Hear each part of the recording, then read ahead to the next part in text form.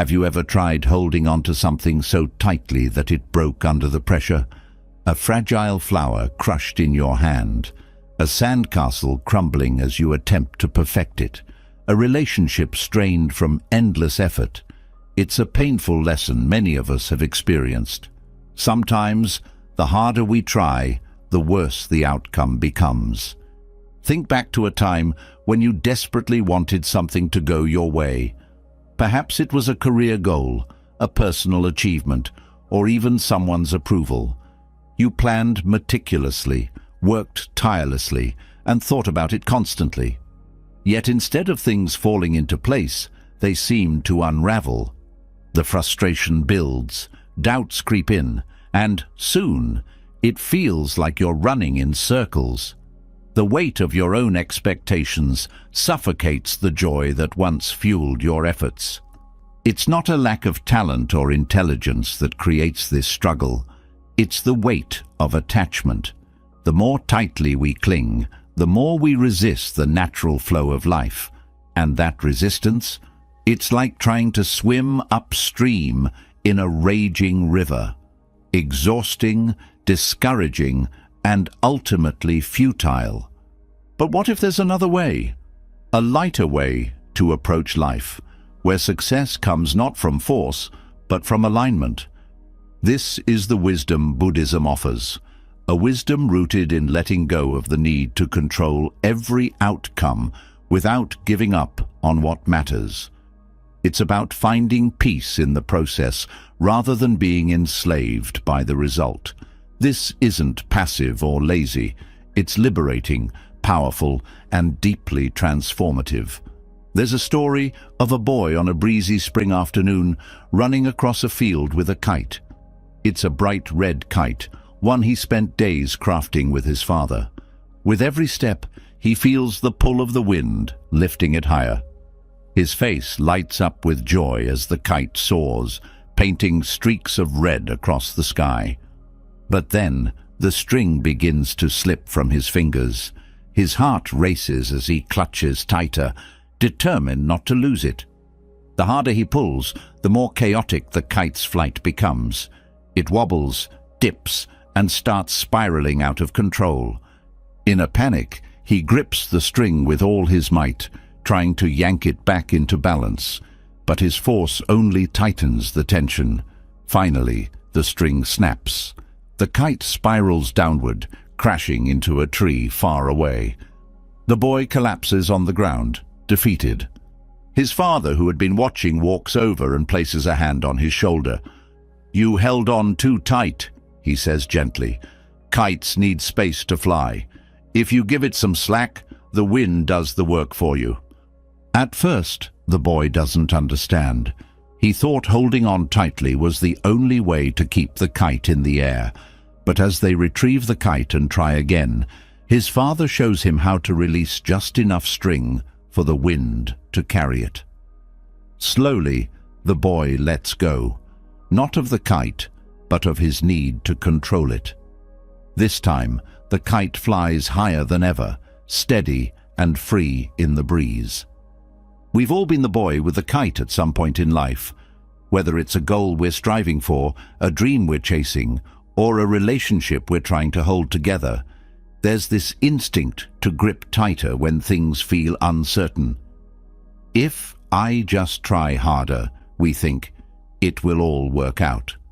But much like the kite, life doesn't respond well to force. When we over-control, we create tension. When we cling, we lose balance. And when we focus too much on the outcome, we miss the joy of the journey.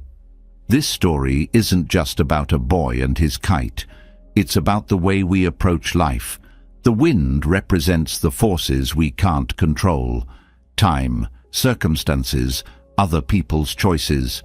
The string is our effort, and the kite is our dream. The key is learning to balance effort with trust. Too much force, and we break the string. Too little effort, and the kite never takes off. There's a heaviness that comes with chasing something too hard. Anxiety creeps in, turning even small setbacks into massive obstacles. You start questioning your worth, your abilities, and your path. It's an emotional roller coaster that leaves you drained and unmotivated. Consider relationships, for example. Have you ever tried so hard to earn someone's love or approval that it backfired? Maybe you sent endless texts, planned grand gestures, or bent over backward to be everything they wanted. But instead of feeling closer to them, you felt emptier, like you were losing yourself. That's the cost of attachment. It narrows our focus and blinds us to the bigger picture. Now, think about a time when you let go. Not in defeat, but in trust. Maybe you stopped chasing someone's validation and focused on being true to yourself. Or you released your grip on a goal, choosing instead to enjoy the process. What happened? Often things begin to flow naturally. The energy you once spent worrying transforms into clarity and confidence. Letting go isn't about quitting or giving up. It's about creating space for life to unfold as it's meant to. When the boy loosened his grip on the string, he didn't stop caring about the kite. He simply allowed it to fly on its own. This balance of effort and surrender is what allows results to come naturally. Buddhism teaches that attachment is the root of suffering, but this doesn't mean we shouldn't care deeply or work hard. It means we should care without clinging. When we hold on too tightly, we resist the natural flow of life, creating stress and frustration. But when we let go, we align ourselves with that flow, making it easier for things to fall into place. Imagine the boy running across the field with his kite, smiling as the wind lifts it higher. He's no longer focused on keeping the kite in perfect balance or reaching a specific height. He's simply enjoying the feeling of the breeze, the sunlight on his face, and the wonder of the moment. This is the freedom that comes from letting go of attachment. Not freedom from effort, but freedom within effort. When we stop obsessing over the end result, we begin to see the beauty in the process. We find joy in taking small steps, learning along the way, and trusting that the right outcomes will come at the right time. It's a mindset shift that not only reduces stress, but also increases our capacity for success. Life isn't about constantly pushing and pulling. It's about finding harmony between effort and ease. When we approach life with curiosity instead of control, with trust instead of attachment, we open the door to possibilities we never imagined. So, as you move forward, remember the boy and his kite. Remember the wisdom of loosening the grip, of letting the wind carry you higher than you could ever climb on your own. The results you're longing for are often just waiting for you to stop chasing and start trusting. There's a strange irony in life that many people don't recognize until they've exhausted themselves trying. The harder you push, the more distant your goal seems to become. It's not that effort is unimportant. Effort matters. But when effort becomes obsession, when every moment is consumed with chasing, fixing, and forcing results, life pushes back. Outcomes resist control. Doors refuse to open when you bang on them too loudly. It's as if the universe itself is whispering, "Let go, and let me work with you." This is where many people feel stuck, tangled in frustration, wondering why their best efforts fall flat. It's not that they're incapable or unlucky. It's that they've unknowingly fallen into a trap, the paradox of effort. When effort turns into over-effort, the energy we expend begins to work against us. It creates resistance where flow is needed, and instead of progress, we feel exhaustion. So, what is the way forward? The key lies not in giving up, but in understanding how to apply effort with grace and alignment. The paradox of effort begins with a fundamental truth. Results are not entirely within our control. This doesn't mean we abandon our goals or stop caring about them. It means learning how to align our actions with the natural flow of life, to trust in the process rather than force outcomes. The more we let go of the need to control every detail, the more life seems to cooperate. Let's consider how this works in relationships. Think of someone trying too hard to earn the love or approval of others. They overcompensate, sending too many messages, planning extravagant gestures, or constantly seeking reassurance. Instead of bringing others closer, this energy often pushes them away. People sense the desperation, the neediness, and it creates discomfort. On the other hand, when someone radiates quiet confidence, showing love and kindness without clinging or overexerting, they naturally attract warmth and affection. The difference lies in the energy they bring. One is heavy, the other is light. This dynamic extends far beyond relationships. In professional settings, for example, we often encounter people who try to dominate every situation. They micromanage, obsess over details, and refuse to delegate tasks because they fear losing control. Instead of inspiring trust, they create tension and fatigue. Their colleagues feel stifled, and the work environment becomes strained.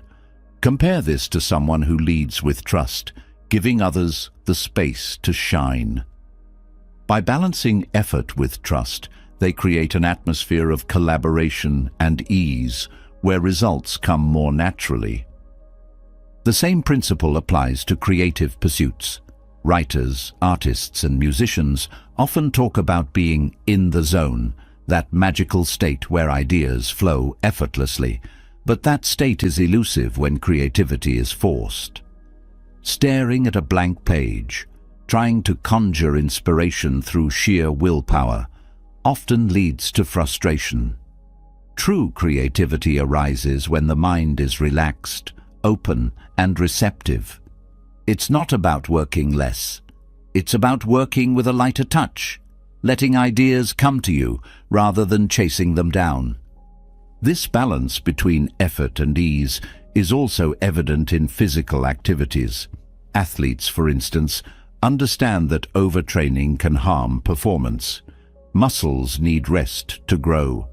A sprinter who pushes themselves to exhaustion every single day won't perform as well as one who trains strategically, allowing time for recovery.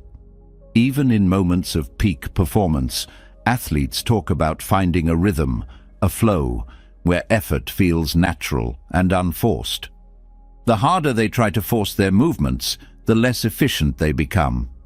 Nature itself provides countless examples of the paradox of effort.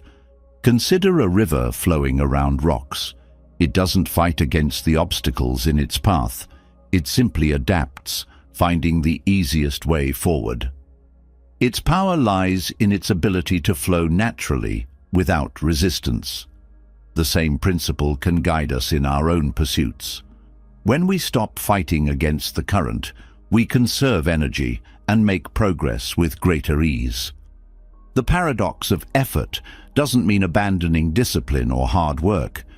Discipline is essential, but it must be paired with trust. Trust in the timing of things, trust in the process, trust that not every detail needs to be controlled. This trust creates space for results to unfold naturally, in ways we might not have anticipated. For instance, people often approach their careers with a rigid plan, expecting every step to follow a specific timeline. But life rarely unfolds according to a script. Opportunities often arise when we least expect them, and rigidly clinging to one path can blind us to these possibilities. By focusing on doing our best in the present moment, rather than obsessing over future outcomes, we remain open to unexpected doors that may lead to even greater success. There's a quiet strength in knowing when to let go. Letting go doesn't mean apathy. It means releasing the mental tension that clouds judgment and drains energy. A gardener, for example, doesn't stand over their plants. shouting at them to grow faster. They tend the soil, water the seeds, and trust the natural process of growth. The same applies to our goals. We nurture them with consistent effort, but we must also give them space to grow. Many spiritual traditions echo this wisdom.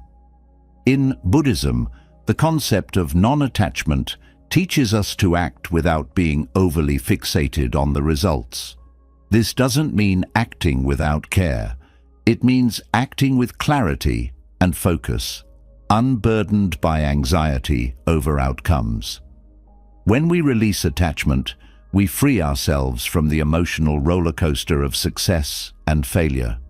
This emotional steadiness allows us to respond to challenges with resilience, rather than reacting impulsively out of fear or frustration. The paradox of effort also reminds us to find joy in the process. Too often, we place all our happiness on achieving a specific goal, believing we'll finally be content once we reach it. But this mindset robs us of the present moment. Life is happening now, not in some distant future. By shifting our focus from the end result to the present journey, we unlock a deeper sense of fulfillment. This doesn't diminish the importance of our goals. It enhances our experience of working toward them. There's a profound sense of liberation in realizing that you don't have to control everything to succeed. In fact, the more you try to control, the more resistance you create. It's like trying to untangle a knot by pulling harder. The knot only tightens. But when you approach it with patience and care, the threads begin to loosen. Similarly, when we approach life with patience and trust, we create the conditions for success to flow naturally. This doesn't mean challenges disappear. Life will always present obstacles. But when we stop fighting against them and start working with them, those obstacles become opportunities for growth. A tree that grows in a windy environment develops deeper roots to stay grounded. In the same way, the challenges we face can strengthen us as long as we don't let them consume us. The paradox of effort also highlights the importance of pacing ourselves. Burnout is a real consequence of overexertion. When we push too hard, we drain our energy and lose the ability to see clearly. Rest isn't a luxury, it's a necessity. Just as a musician pauses between notes to create rhythm, we must incorporate moments of stillness into our efforts.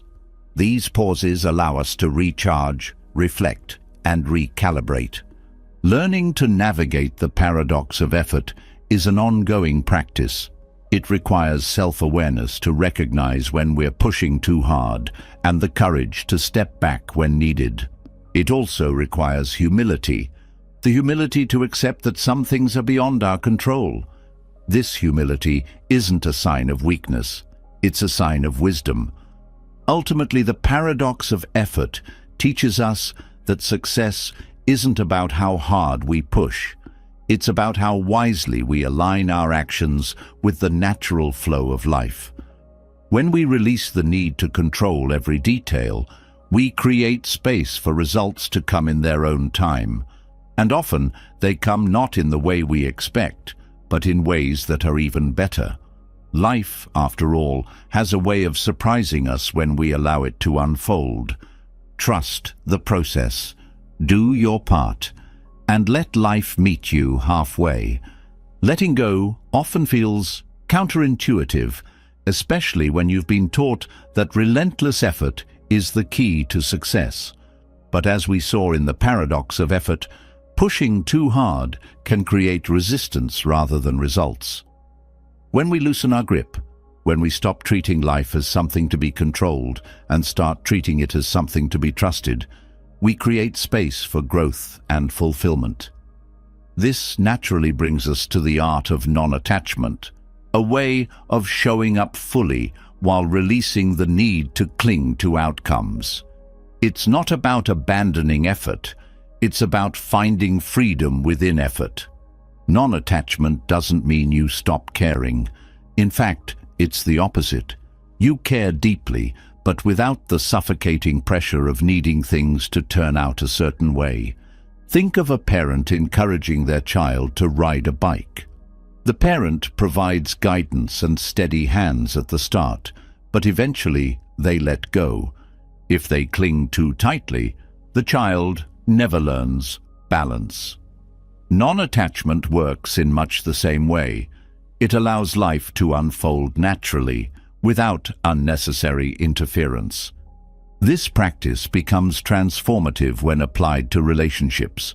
A connection flourishes when it is built on trust, not possession. Holding someone too tightly, demanding they meet all your expectations, or trying to control their choices only creates tension. True love, whether romantic or platonic, thrives when each person has room to breathe, to grow, and to be themselves. Non-attachment in relationships is about supporting others without trying to own them. It's about offering love freely, without strings attached. This principle extends to our ambitions and goals. When we tie our sense of self-worth to achieving a specific outcome, we set ourselves up for constant stress. We live on an emotional roller coaster, celebrating temporary wins and spiraling into despair when things don't go as planned. But when we practice non-attachment, we detach our identity from external achievements. This doesn't mean we stop striving. It means we strive without letting the outcome define us. It's about focusing on the effort itself, the work, the creativity, the process, and finding fulfillment there. Non-attachment also helps us manage setbacks with grace. When things don't go as we hoped, our first instinct might be to cling even tighter, to force a solution. But this only deepens our frustration. Non-attachment teaches us to pause, reflect, and adapt. It reminds us that failure is not the end of the story. It's simply a chapter. By releasing our grip on how things should be, we open ourselves to how things could be, often in ways we never expected. In creative pursuits, the art of non-attachment unlocks a deeper sense of freedom. A musician who plays for the sheer joy of creating sound, a writer who finds meaning in the act of writing itself, or an artist who paints without worrying about how their work will be received. These are examples of people who have embraced non-attachment. Their creativity flows because it is not weighed down by fear of judgment or pressure to achieve perfection. Ironically, this mindset often leads to some of the most inspired and impactful work. In moments of uncertainty, non-attachment becomes a source of strength. Life is unpredictable, and trying to control every detail only leads to anxiety. But when we approach uncertainty with openness and trust, we find resilience. We learn to ride the waves of change rather than being overwhelmed by them. This doesn't mean passively accepting everything that happens. It means responding thoughtfully and purposefully, without clinging to outcomes we cannot control. The art of non-attachment also fosters better decision-making. When we are overly attached to a specific outcome, our judgment becomes clouded. We make choices based on fear of loss, fear of failure, fear of disappointment, rather than on clarity and wisdom. Non-attachment clears away this fog, allowing us to act from a place of confidence and integrity. It helps us prioritize what truly matters, rather than being driven by fleeting desires or external pressures. One of the most beautiful aspects of non-attachment is how it deepens our appreciation for the present moment. When we're not fixated on what's next, we can fully engage with what's now. A conversation becomes more meaningful when we're not distracted by thoughts of what we need to say next. A walk in nature feels richer when we're not preoccupied with where we're headed. Non-attachment invites us to savor life as it unfolds, one moment at a time. This mindset also encourages us to embrace impermanence. Everything in life is temporary. Our successes, our challenges, even our relationships. At first, this might feel unsettling, but when we accept impermanence, we find freedom.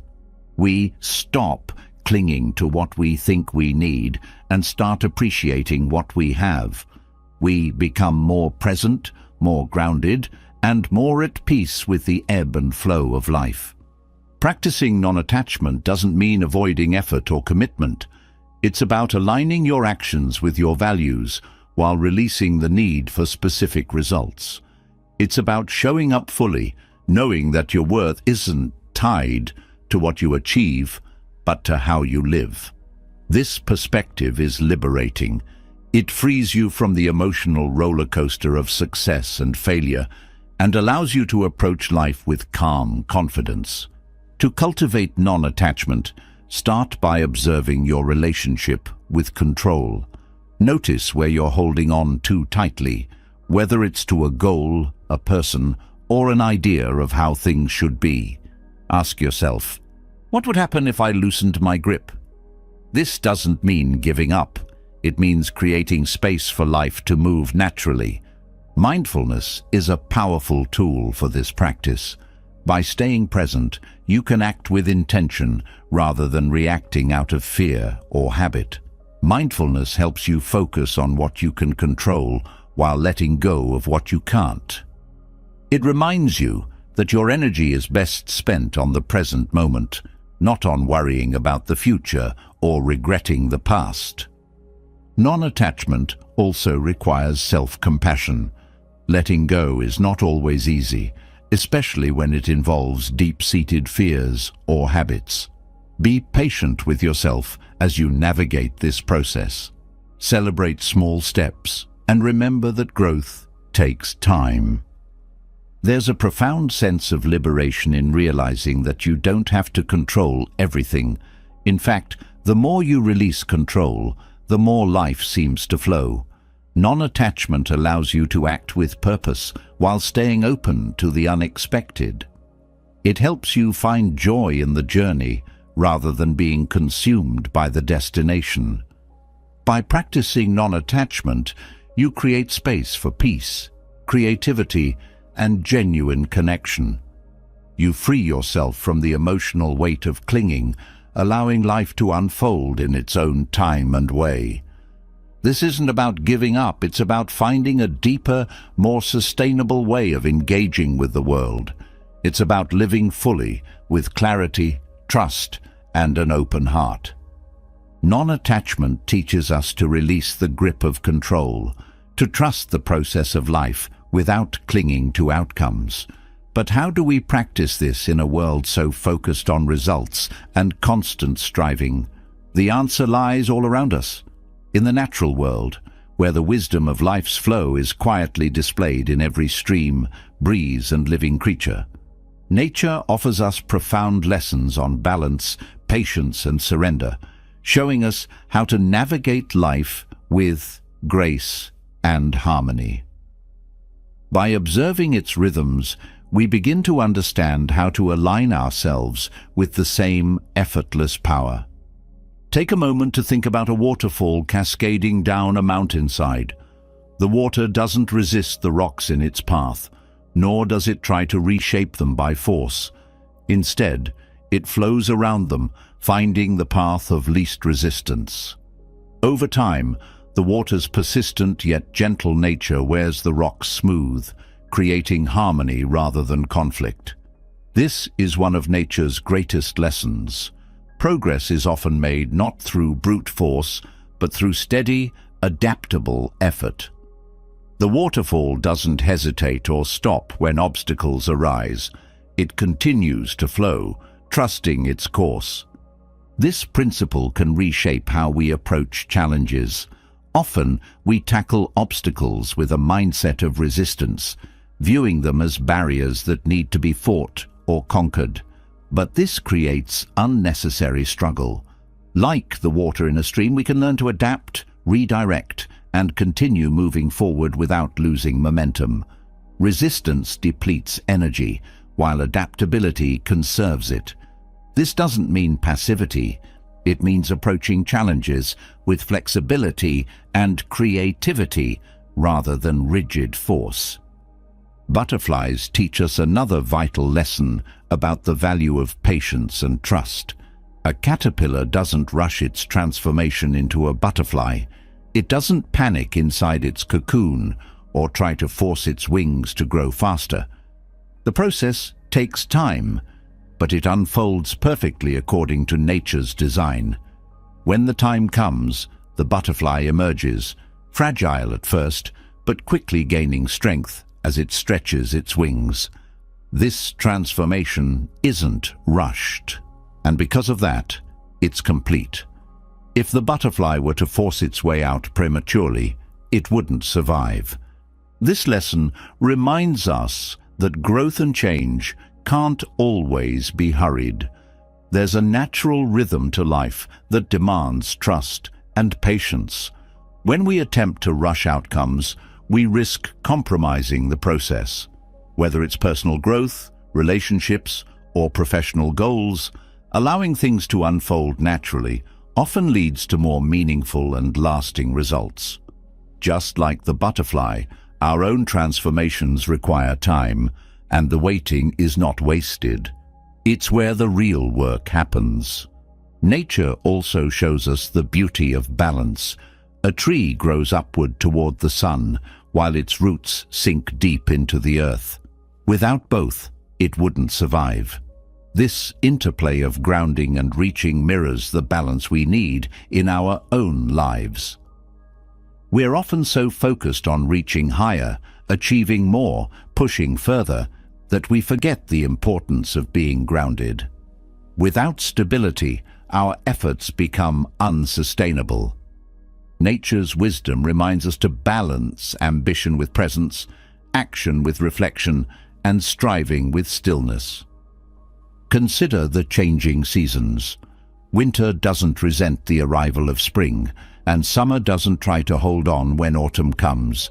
Each season has its purpose, and nature flows seamlessly through these cycles. In the same way, our lives have seasons, times of growth, times of rest, times of letting go. Clinging to any one season creates imbalance. When we resist the natural transitions of life, we create stress and suffering. But when we accept each phase as it comes, we move through life with greater ease. The simplicity of nature's rhythms also teaches us to let go of unnecessary complexity. In a forest, every element has a role, and nothing is wasted. The fallen leaves nourish the soil, which feeds the trees, which provide shelter for animals. This interconnectedness creates harmony. In contrast, our lives often become cluttered with excess. Too many commitments, possessions, or distractions. By simplifying and focusing on what truly matters, we can create a sense of harmony in our own lives. One of nature's most profound lessons is found in the way it embraces imperfection. A tree with gnarled branches or a flower missing a petal is no less beautiful than a perfectly symmetrical one. Nature doesn't strive for perfection. It thrives in diversity and imperfection. This is a powerful reminder for us to embrace our own flaws and imperfections. They are not barriers to success or happiness, but part of what makes us unique and resilient. The ocean, vast and unyielding, teaches us about perspective. Its waves rise and fall, sometimes calm, sometimes stormy, but it remains whole and steady. It doesn't cling to the highs or despair in the lows. Similarly, we can learn to navigate life's ups and downs with a sense of steadiness. By focusing on the bigger picture, we can ride out temporary challenges without losing sight of our deeper purpose. Nature also shows us the value of collaboration. A beehive thrives because each bee plays its part, working not for individual gain, but for the good of the whole. This interconnectedness reminds us of the importance of community and cooperation. When we approach life with a mindset of collaboration rather than competition, we create stronger relationships and a greater sense of purpose. Rainfall of Dain Desain Shuliti.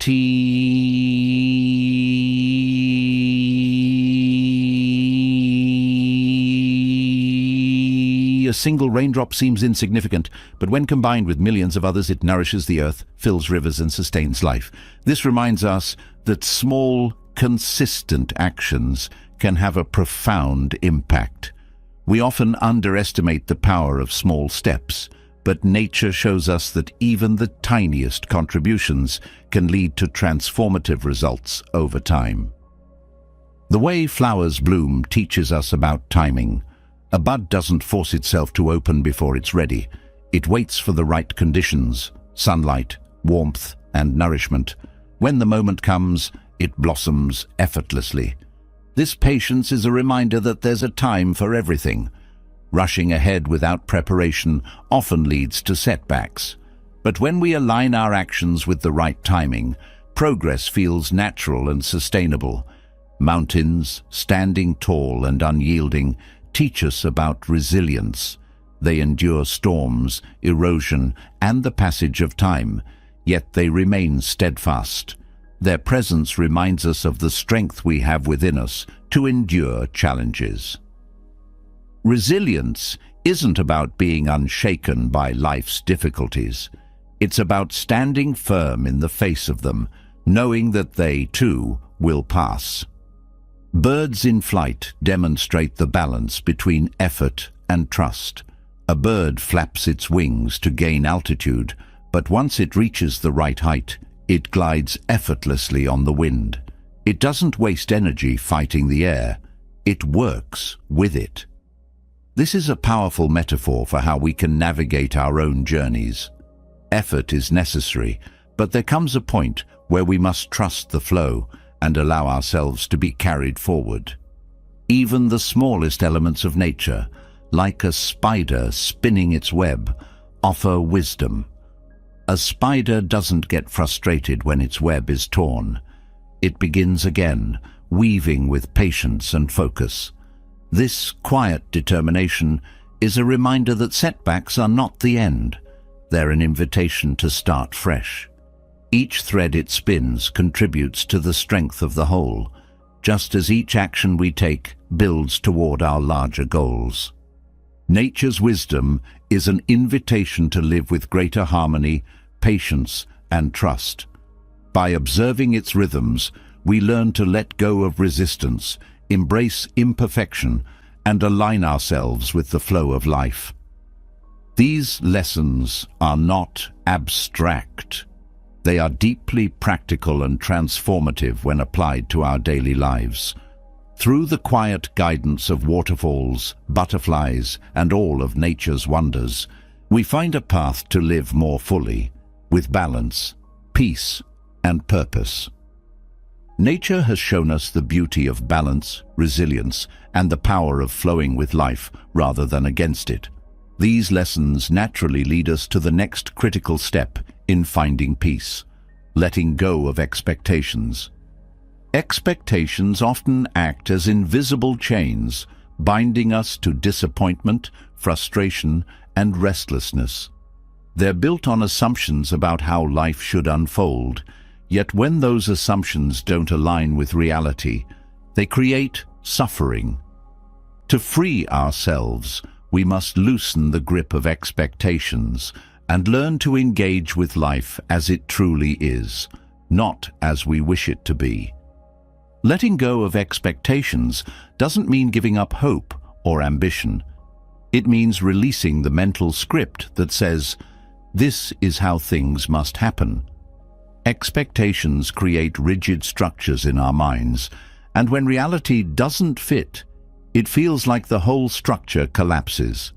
For example, expecting recognition for hard work can lead to bitterness when it doesn't come, even though the effort itself may have been valuable.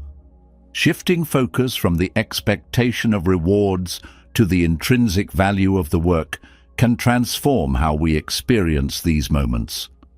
When you let go of expectations, you begin to see life with clearer eyes. Expectations often cloud judgment, making it difficult to appreciate what's in front of you. For instance, when you enter a conversation expecting specific responses, you miss the richness of what's actually being said. Letting go of those mental scripts allows you to listen deeply and connect more authentically. In relationships, this can be transformative. Instead of holding others to rigid expectations, you create space for them to show up as they truly are, fostering deeper understanding and connection. Expectations can also weigh heavily on our sense of self. Many of us hold expectations about who we should be, how successful we should look, or what milestones we should have achieved by a certain age. These expectations are often shaped by societal pressures or comparisons to others, and they can feel suffocating. Releasing these self-imposed demands allows you to embrace your unique journey. It's not about lowering your standards or losing motivation. It's about recognizing that your path doesn't need to look like anyone else's to be meaningful. Letting go of expectations opens the door to gratitude. When we're not fixated on what should happen, we can appreciate what is happening. This shift in perspective brings a sense of peace that isn't dependent on circumstances, aligning perfectly with our desires. Gratitude grows when we stop demanding that life conform to our plans and instead recognize the gifts it offers, even when they come in unexpected forms. This mindset is particularly valuable in times of uncertainty. Expectations thrive on the illusion of control. They convince us that if we plan carefully enough, we can guarantee specific outcomes. But life is inherently unpredictable. When unexpected challenges arise, clinging to expectations only intensifies stress. Letting go allows us to adapt and find stability in the face of change. It's not about abandoning goals or dreams. It's about holding them lightly, understanding that the journey may take unexpected turns. The act of letting go doesn't come easily. Expectations are often deeply ingrained, tied to emotions, and reinforced over time. It takes conscious effort to recognize when they're at play. Start by noticing how you feel when something doesn't go as planned. Is there frustration, disappointment, a sense of failure? These emotions are often signals that an expectation wasn't met. By identifying these moments, you can begin to question the underlying beliefs driving them. Mindfulness is a powerful tool in this process.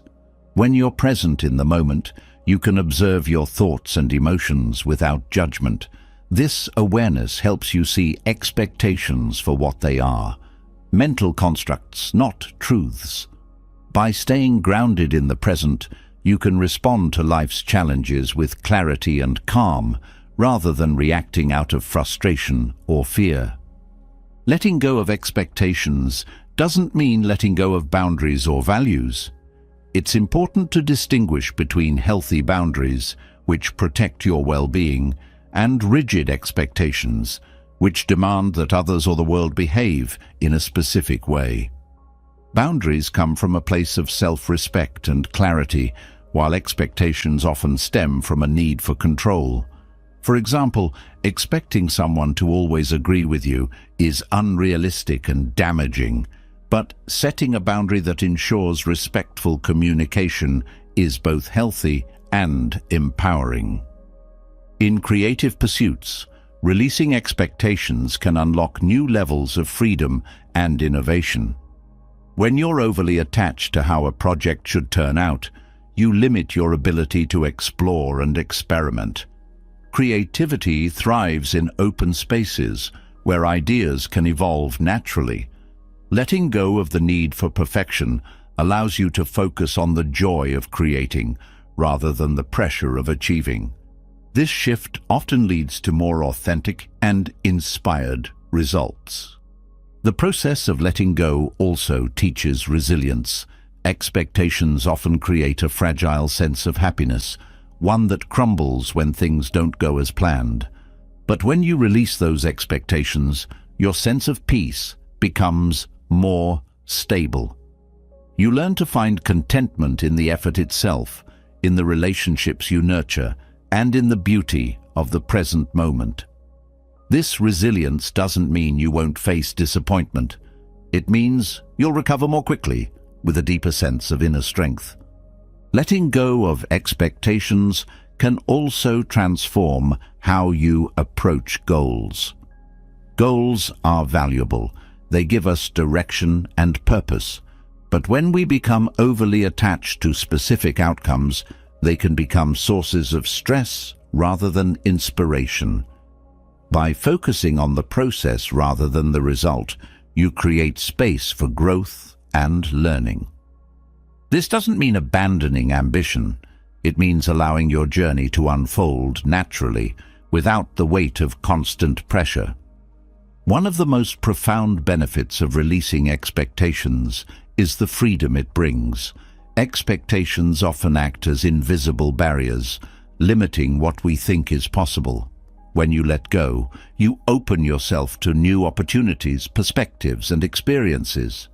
This freedom allows you to approach life with curiosity and wonder, embracing the unexpected rather than fearing it. The act of letting go is also deeply tied to forgiveness. Expectations often fuel resentment toward others, toward yourself, or even toward life itself. When you let go, you release the need to hold on to anger or blame. Forgiveness becomes easier because you're no longer tied to the idea that things should have been different. This doesn't mean condoning harm or injustice. It means freeing yourself from the burden of carrying that pain. Letting go of expectations doesn't happen overnight. It's a practice, one that requires patience and persistence. But with each small step, you'll notice a shift. Life becomes lighter, your relationships deepen, and your sense of peace grows. By freeing yourself from the chains of expectation, you create space for the true richness of life to unfold. This isn't about settling or giving up. It's about stepping into a more expansive and joyful way of living. Letting go of expectations creates a sense of freedom and lightness. But what happens when we hold on too tightly? Obsession begins to take root, turning our focus into fixation and our efforts into struggle.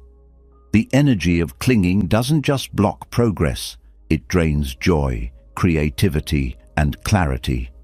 Progress doesn't flourish in the tight grip of obsession. It unfolds in the balance of action and trust.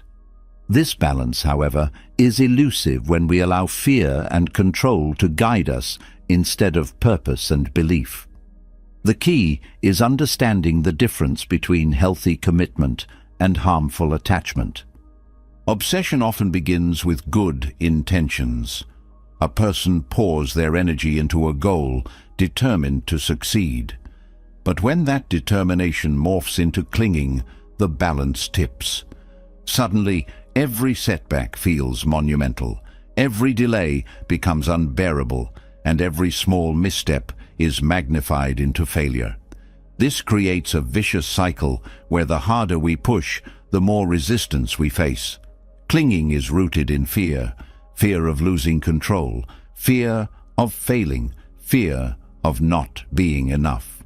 And fear, by its very nature, limits us. It narrows our perspective, consumes our energy, and blinds us to opportunities. Trust, on the other hand, is expansive.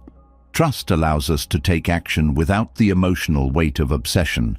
When we trust, we focus on what we can do while releasing the need to control everything. Trust doesn't mean passivity. It means approaching our goals with confidence in the process rather than desperation for results. This shift in energy is subtle but powerful. It transforms effort from frantic to focused, from heavy to purposeful. Obsession often leads to overthinking. When we're overly fixated on an outcome, our minds spin endlessly with what-ifs and worst-case scenarios. Overthinking doesn't solve problems, it amplifies them. It creates mental clutter that makes it harder to see the bigger picture. Trust clears this clutter. It allows us to focus on what truly matters and to take deliberate, meaningful steps forward. Trust quiets the noise of overthinking, replacing it with clarity and calm. Clinging also affects relationships.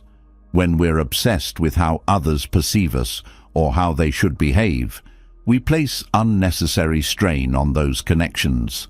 Obsession often manifests as neediness, control, or constant validation seeking. This not only pushes people away, but also leaves us feeling unfulfilled because our sense of worth becomes tied to their approval. Trust, however, fosters healthier relationships. When we trust others, we allow them to be themselves without trying to mold them into our expectations. This creates space for mutual respect, understanding, and genuine connection. The energy of clinging is exhausting. It drains us physically, emotionally, and mentally because it's driven by a constant state of tension. When we cling, we resist the natural flow of life, trying to force outcomes that may not be within our control. This resistance creates friction, and friction burns energy. Trust, on the other hand, restores energy.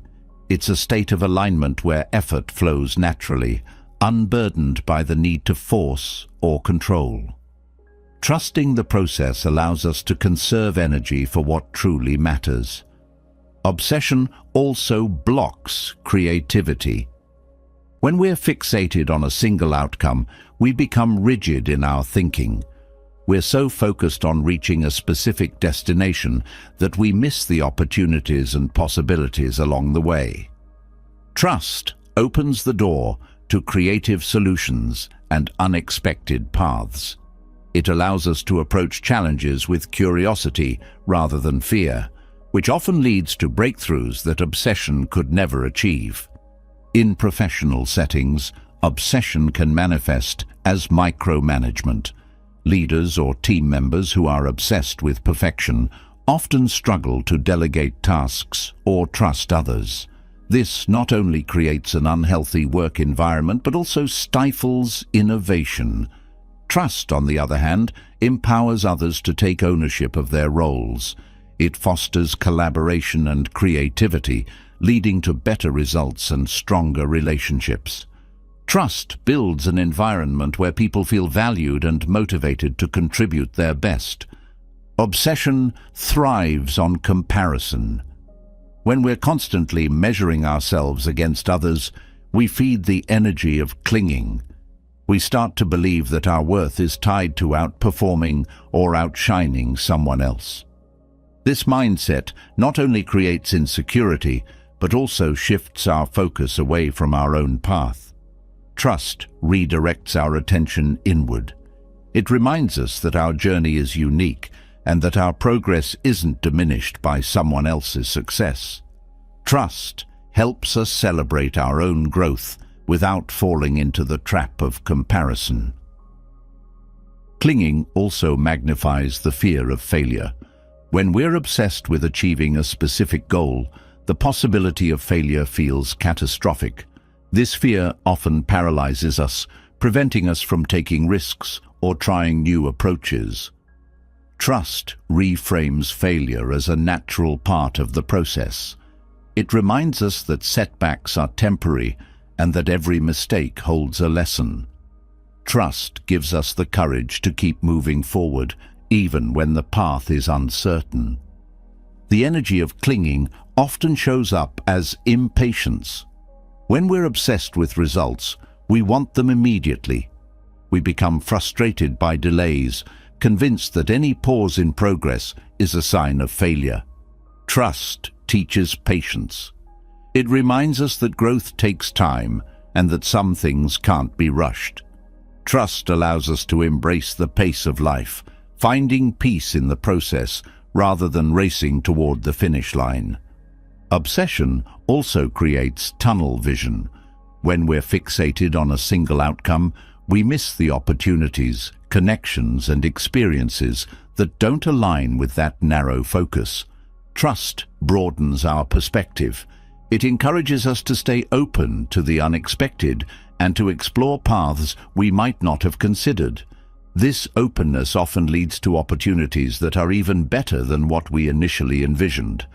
Clinging can also erode self-worth.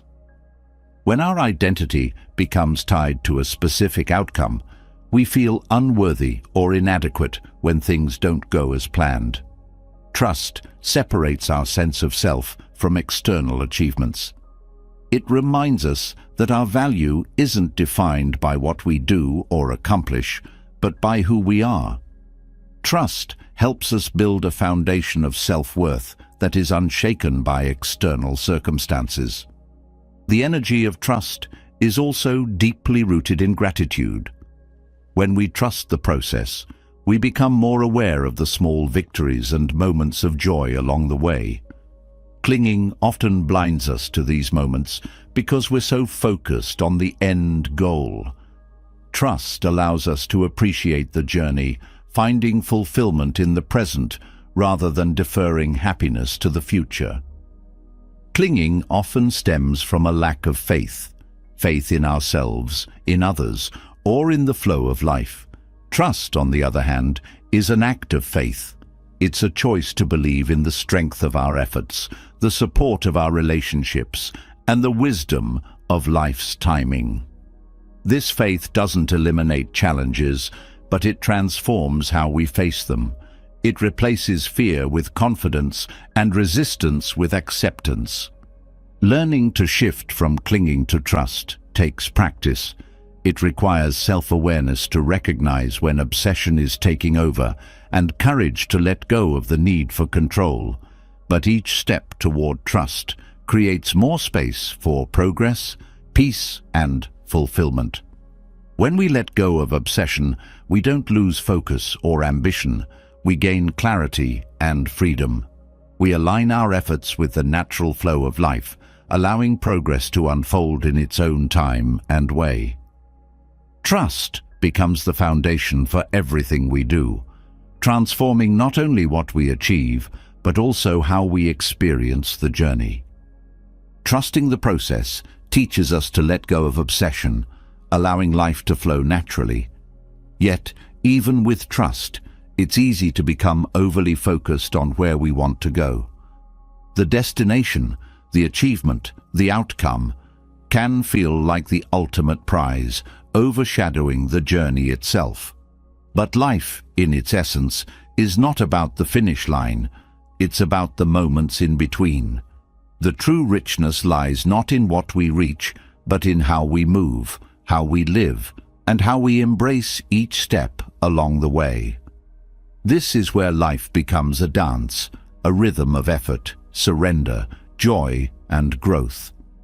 Fixating on the destination often robs us of the present. When we're solely focused on reaching the next milestone, we lose sight of the beauty, lessons, and connections happening right now.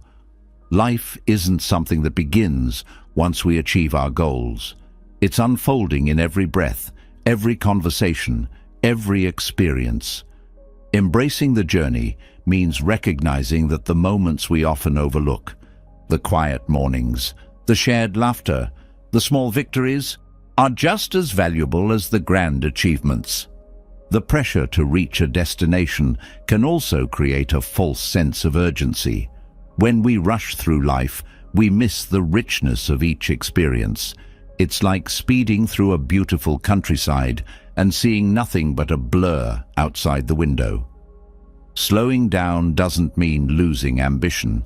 It means engaging fully with where we are, knowing that each step holds its own significance. The journey shapes us in ways the destination never can. It challenges us, humbles us, and often reveals strengths we didn't know we had. The idea of life as a dance is a reminder that movement is not always linear. Progress isn't a straight line. It's a series of steps, pauses, and shifts in direction.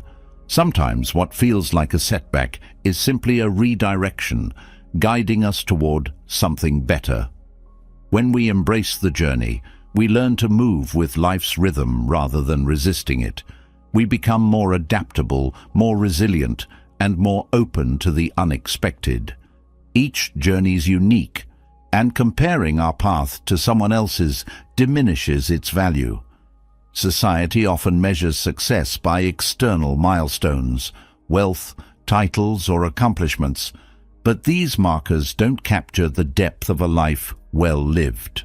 Embracing the journey means finding meaning in our own experiences, no matter how different they may look from others. It's about living authentically, guided by our values rather than external pressures. When we focus less on where we should be and more on how we're growing, life becomes infinitely more fulfilling. The dance of life also teaches us to find joy in the process, even when it's challenging. Not every step will be graceful. There will be missteps, moments of doubt, and periods of struggle. But within those struggles lie opportunities for growth. Each challenge we face adds depth to our character, much like a dancer who refines their movements through practice and persistence. Embracing the journey means welcoming these moments, knowing they're an integral part of the dance. Focusing solely on the destination can also lead to burnout. When we're constantly striving without pause, we exhaust ourselves mentally, emotionally, and physically. The journey is not a race, it's a marathon, and pacing ourselves is essential. Taking time to rest, reflect, and celebrate small wins allows us to sustain our energy and stay connected to our purpose. Life's dance includes moments of stillness, and these pauses are just as important as the steps forward. Embracing the journey also deepens our relationships. When we're present in the moment, we connect more authentically with the people around us. Conversations become richer, and shared experiences carry more meaning. These connections are often the most rewarding aspects of our journey, offering support, inspiration, and a sense of belonging. The people we meet along the way shape us, just as we shape them. The journey is also where we discover our passions and purpose. Sometimes, the destination we thought we wanted turns out to be less important than the path we took to get there. By staying open and curious, we allow ourselves to explore new interests, ideas, and opportunities. This openness often leads to unexpected joy and fulfillment. When we release the need for everything to go according to plan, we make room for life to surprise us. The dance of life invites us to embrace impermanence. Nothing stays the same, and each moment is fleeting. This isn't something to fear, but to cherish. The transient nature of life reminds us to fully engage with each step, knowing that it won't last forever. Gratitude grows when we recognize the preciousness of the present. Even the simplest moments, a shared meal, a walk in nature, a kind word, take on greater significance when we approach them with awareness. Learning to enjoy the journey also means letting go of the need for constant validation. When we're overly focused on the destination, we often seek external approval to confirm we're on the right track. But true fulfillment comes from within. It's found in the quiet satisfaction of knowing we're living in alignment with our values, regardless of how others perceive us. The journey is deeply personal, and its rewards are often internal. Growth, resilience, and a sense of peace. The dance of life also requires us to trust ourselves. The path won't always be clear, and there will be times when doubt creeps in. But embracing the journey means believing in our ability to navigate uncertainty. Trusting ourselves doesn't mean having all the answers. It means knowing we can adapt, learn, and grow as we move forward. Each step we take builds confidence, even when the way ahead feels uncertain. The journey is where we cultivate patience. In a world that values instant results, learning to appreciate the process can feel counterintuitive. But growth takes time, and rushing often leads to frustration. Patience allows us to approach challenges with a sense of calm, knowing that progress often unfolds gradually. It teaches us to focus on what we can do today, rather than worrying about how long it will take to reach our goals.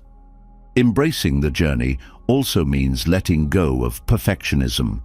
Life is messy, unpredictable, and imperfect, and that's what makes it beautiful. When we release the pressure to have everything figured out, we create space for creativity, spontaneity, and joy. The dance of life isn't about flawless execution. It's about showing up, moving with intention, and finding meaning in the process. The journey often reveals our true strengths. It's easy to feel confident when everything is going smoothly, but it's in moments of struggle that we discover our resilience, determination, and resourcefulness. These qualities aren't developed overnight. They're cultivated through experience. By embracing the journey, we allow these strengths to emerge, shaping us into more capable and compassionate individuals. Life's dance also encourages us to celebrate progress, no matter how small. When we're fixated on the destination, we overlook the milestones along the way. But each step forward, no matter how minor, is worth acknowledging. Celebrating progress doesn't mean settling. It means recognizing the effort and growth that brought us to this point. These moments of celebration fuel our motivation and remind us of the value of the journey. The journey is where we find meaning. The destination may bring a sense of achievement, but it's the path we take to get there that shapes our story. Each decision, challenge, and experience adds depth to our lives, creating a narrative that is uniquely ours. Embracing the journey allows us to live fully, finding purpose not just in where we're going, but in how we get there. The dance of life is ongoing. There is no final step, no ultimate destination where everything suddenly makes sense. Instead, life invites us to keep moving, learning, and growing. By embracing the journey, we align ourselves with its rhythm, finding joy in the movement itself. This isn't about giving up on goals or dreams. It's about living in a way that honors the present while moving toward the future. Life becomes richer, fuller, and more meaningful when we dance with it rather than racing against it. As we embrace the journey, we begin to see life for what it truly is. Not a race to a final destination, but a symphony of moments, growth, and unexpected turns. But what happens when we feel lost? When the rhythm of life seems offbeat and we question whether we're even moving in the right direction? This is where trust becomes essential. Not blind trust, but a deeper belief in the unfolding of life itself. Trusting the universe is not about passivity or resignation. It's about aligning with life's rhythm and recognizing that sometimes the most profound progress happens when we let go of control and move with the current instead of against it. Trusting the universe begins with understanding that life operates on its own timeline, not ours. We often feel frustration or anxiety when things don't happen as quickly as we expect. But this impatience overlooks a simple truth. Timing matters. Just as the sun rises and sets at the perfect moment, our lives unfold according to rhythms that we can't always predict or control. Trusting the universe means embracing this timing, even when it doesn't align with our plans. It's about recognizing that some seeds need more time to grow and that rushing the process can lead to incomplete results. When we trust life's rhythm, we begin to let go of the illusion of control. Control often feels like a safety net, a way to shield ourselves from uncertainty. But life, by its nature, is unpredictable. No amount of planning or effort can account for every twist and turn. Trusting the universe doesn't mean abandoning responsibility. It means focusing on what we can do while releasing the need to control outcomes. This shift frees us from the anxiety that comes from trying to micromanage life, allowing us to engage with the present moment more fully. Trusting the universe also invites us to cultivate a sense of openness. When we're overly fixated on specific goals or outcomes, we close ourselves off to possibilities we hadn't considered. Life often has a way of surprising us with opportunities that are even better than what we envisioned. But to recognize these opportunities, we need to remain open and flexible. Trusting the universe means staying curious and willing to explore paths we didn't initially plan for. This trust is especially powerful during times of struggle or uncertainty. It's easy to feel aligned with life's rhythm when everything is going smoothly, but true trust is tested when challenges arise. These moments often feel like roadblocks, but they are frequently redirections, guiding us toward growth or new opportunities. Trusting the universe during difficult times allows us to see challenges as part of the bigger picture, rather than obstacles meant to derail us. It helps us find strength and resilience in moments of doubt. Aligning with life's rhythm also means paying attention to its subtle cues. The universe often communicates through patterns, opportunities, and even setbacks. When we slow down and tune in, we begin to notice these signs and can use them to guide our actions. Trusting the universe isn't about waiting passively for things to happen. It's about listening, observing, and responding to life's flow with intention and clarity. One of the most liberating aspects of trusting the universe is the freedom it brings from overthinking. When we constantly analyze and second-guess our decisions, we create mental clutter that clouds our judgment.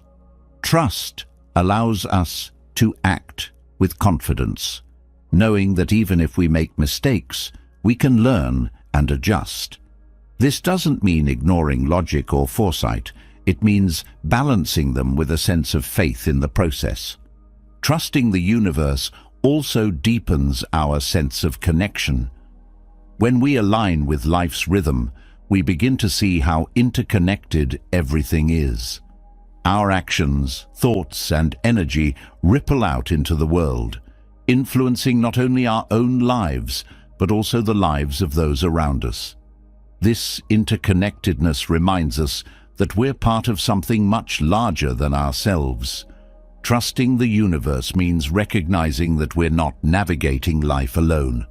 We're part of a collective flow. This sense of trust fosters patience. In a world that often glorifies speed and instant results, patience can feel like a lost art. But life's most meaningful experiences, whether it's building a relationship, mastering a skill, or healing from a setback, take time. Trusting the universe helps us appreciate the value of patience, allowing us to move forward without rushing or forcing progress. Patience creates space for growth, reflection, and unexpected blessings. Trust also shifts our relationship with failure. When we don't trust the process, failure feels final, like a door slammed shut. But when we trust, failure becomes a stepping stone, a necessary part of the journey. It's not an end, but a pivot point, redirecting us towards something better suited for our growth. Trusting the universe means seeing failure not as a judgment of our worth, but as a teacher, showing us what we need to learn or adjust. The practice of trust also encourages gratitude. When we stop resisting life and start aligning with its rhythm, we become more aware of the gifts each moment brings.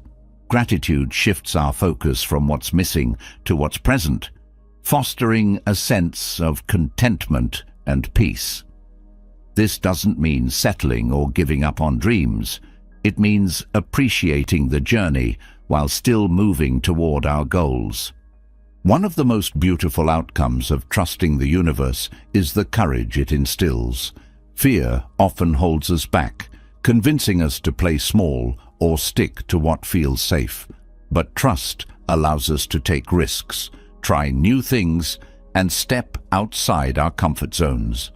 It reminds us that even if we stumble, life will catch us and guide us forward. This courage opens doors to growth, discovery, and transformation. Aligning with life's rhythm also enhances our intuition. When we're constantly trying to control or predict outcomes, we often ignore the quiet voice within us. Trusting the universe helps us reconnect with our intuition, allowing it to guide our decisions. Intuition isn't about ignoring logic. It's about integrating our inner wisdom with our external actions.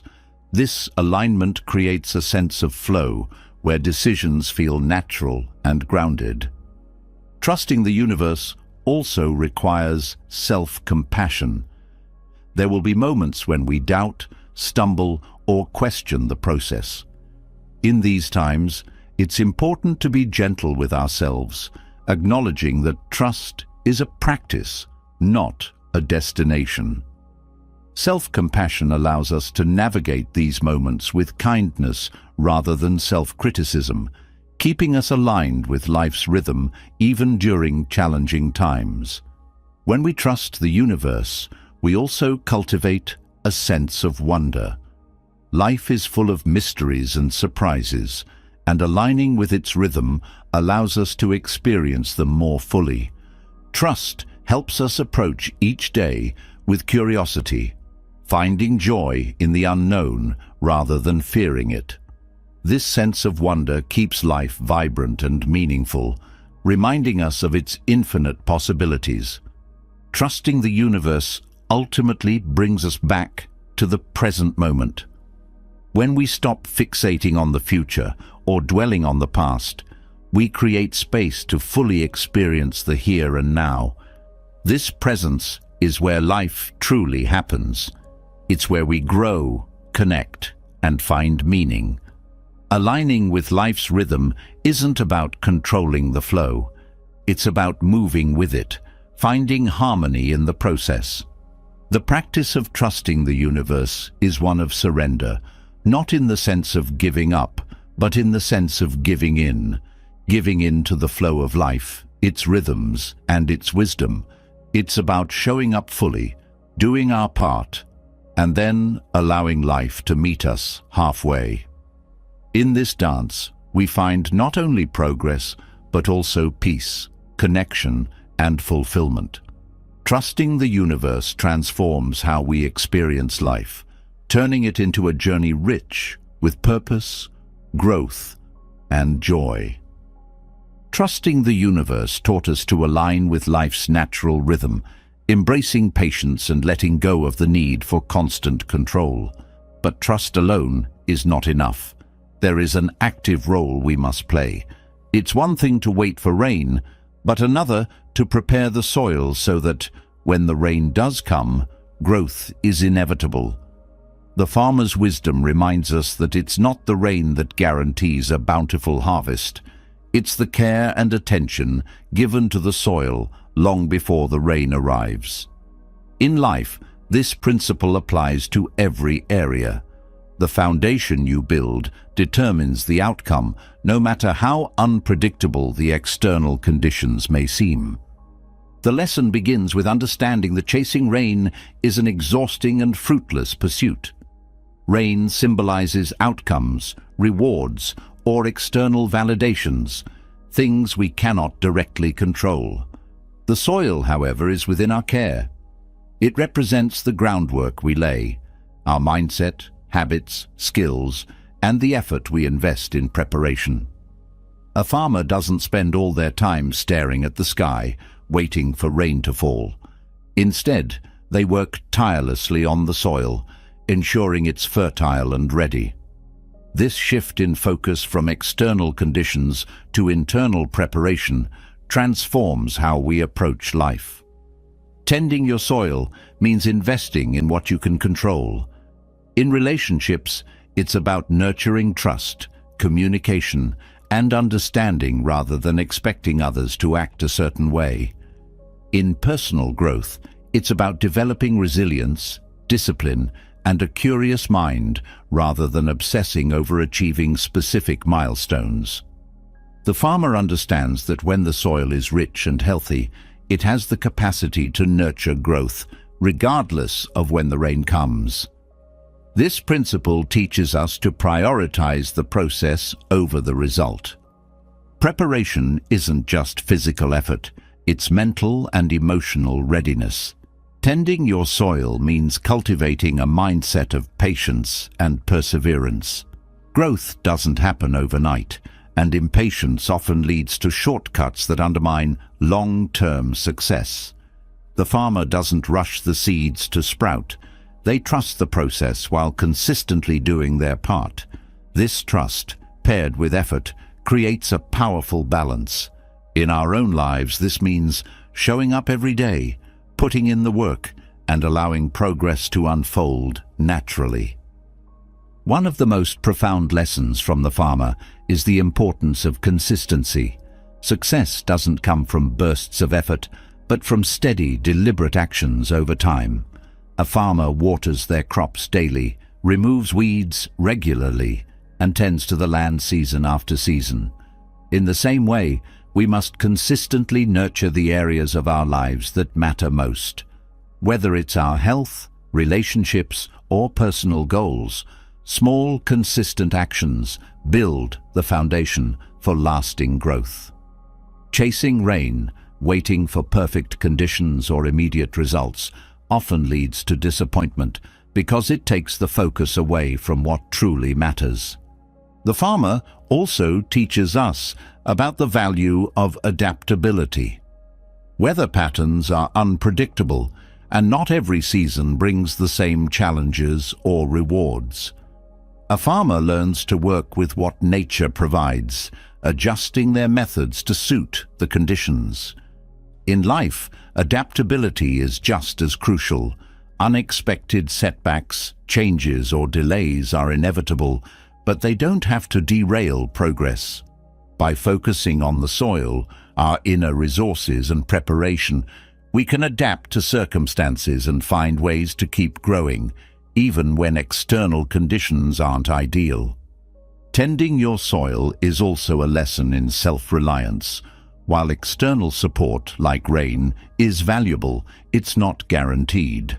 The farmer knows that relying solely on rain is risky. They explore other methods like irrigation to ensure their crops thrive. Similarly, we can't depend entirely on external factors like validation, luck, or recognition to succeed. Building self-reliance means developing the skills, habits, and mindset that allow us to thrive independently of external circumstances. This lesson also extends to how we manage setbacks. Just as a farmer deals with storms, droughts, or pests, we face challenges that threaten to disrupt our progress. The farmer doesn't abandon their field after a storm. They assess the damage, make repairs, and continue nurturing the soil. In life, setbacks are inevitable, but our response determines the outcome. Resilience grows when we focus on what we can do to recover and move forward, rather than fixating on what went wrong. Each challenge becomes an opportunity to strengthen the foundation we've built. Patience is another virtue deeply embedded in the farmer's lesson. Seeds take time to grow, and no amount of rushing can speed up the process. This patience is not passive, it's active and purposeful. The farmer doesn't sit idly while waiting for the harvest. They continue tending to the soil, ensuring the conditions are right. In our lives, this translates to putting in consistent effort without becoming fixated on immediate results. It's about trusting that, in time, the effort will bear fruit. Tending your soil also emphasizes the importance of sustainability. A farmer who overworks the land, depleting it of nutrients without replenishment, risks long-term damage. Similarly, when we push ourselves too hard without rest or self-care, we burn out. Sustainable growth requires balance, working hard while also taking time to recharge and nurture our well-being. This balance ensures that we can continue to grow and thrive over the long term. Gratitude plays a key role in the farmer's approach. A farmer doesn't take the soil, the seeds, or the eventual harvest for granted. They understand the interconnectedness of all these elements and approach their work with appreciation. Gratitude shifts our focus from what we lack to what we have, creating a mindset that fosters abundance. When we're grateful for the resources, skills, and opportunities available to us, we approach life with a sense of possibility rather than scarcity. The farmer's lesson also teaches us to let go of perfection. No harvest is flawless, and no season is without its challenges. Yet, the farmer finds value in every crop, knowing that each season brings its own lessons and rewards. In life, the pursuit of perfection often leads to frustration and dissatisfaction. Tending your soil is about embracing progress, imperfections, and all. It's about finding joy in the process rather than constantly striving for unattainable ideals. Community and collaboration are also woven into the farmer's wisdom. While farming often appears solitary, it thrives in the context of shared knowledge, mutual support, and cooperation. Farmers exchange techniques, tools, and encouragement, recognizing that growth is amplified through connection. In our lives, this translates to building relationships that support and inspire us. Collaboration doesn't diminish self-reliance, it enhances it, creating a network of strength and shared wisdom. Tending your soil is ultimately about alignment. The farmer works in harmony with nature, respecting its rhythms and cycles. This alignment creates a sense of flow, where effort feels purposeful rather than forced. In our own lives, alignment means living in accordance with our values, passions, and goals. It's about ensuring that our actions reflect who we are and what we truly want, rather than chasing external markers of success. The beauty of the farmer's lesson lies in its simplicity. It reminds us that the most profound progress often comes from the smallest, most consistent efforts. Tending your soil isn't about dramatic gestures or quick fixes. It's about showing up every day, doing the work, and trusting that growth will follow. When we focus on nurturing what's within our control, we create the conditions for success, no matter what external challenges arise. This wisdom also extends to how we approach life's uncertainties. Just as a farmer doesn't know exactly when the rain will come, we can't predict every twist and turn in our journey. But by tending our soil, investing in our growth, mindset, and preparation, we ensure that we're ready for whatever comes our way. This readiness brings a sense of peace, knowing that we've done our part and can face the future with confidence. The farmer's lesson is a timeless reminder that growth is a partnership between effort and trust.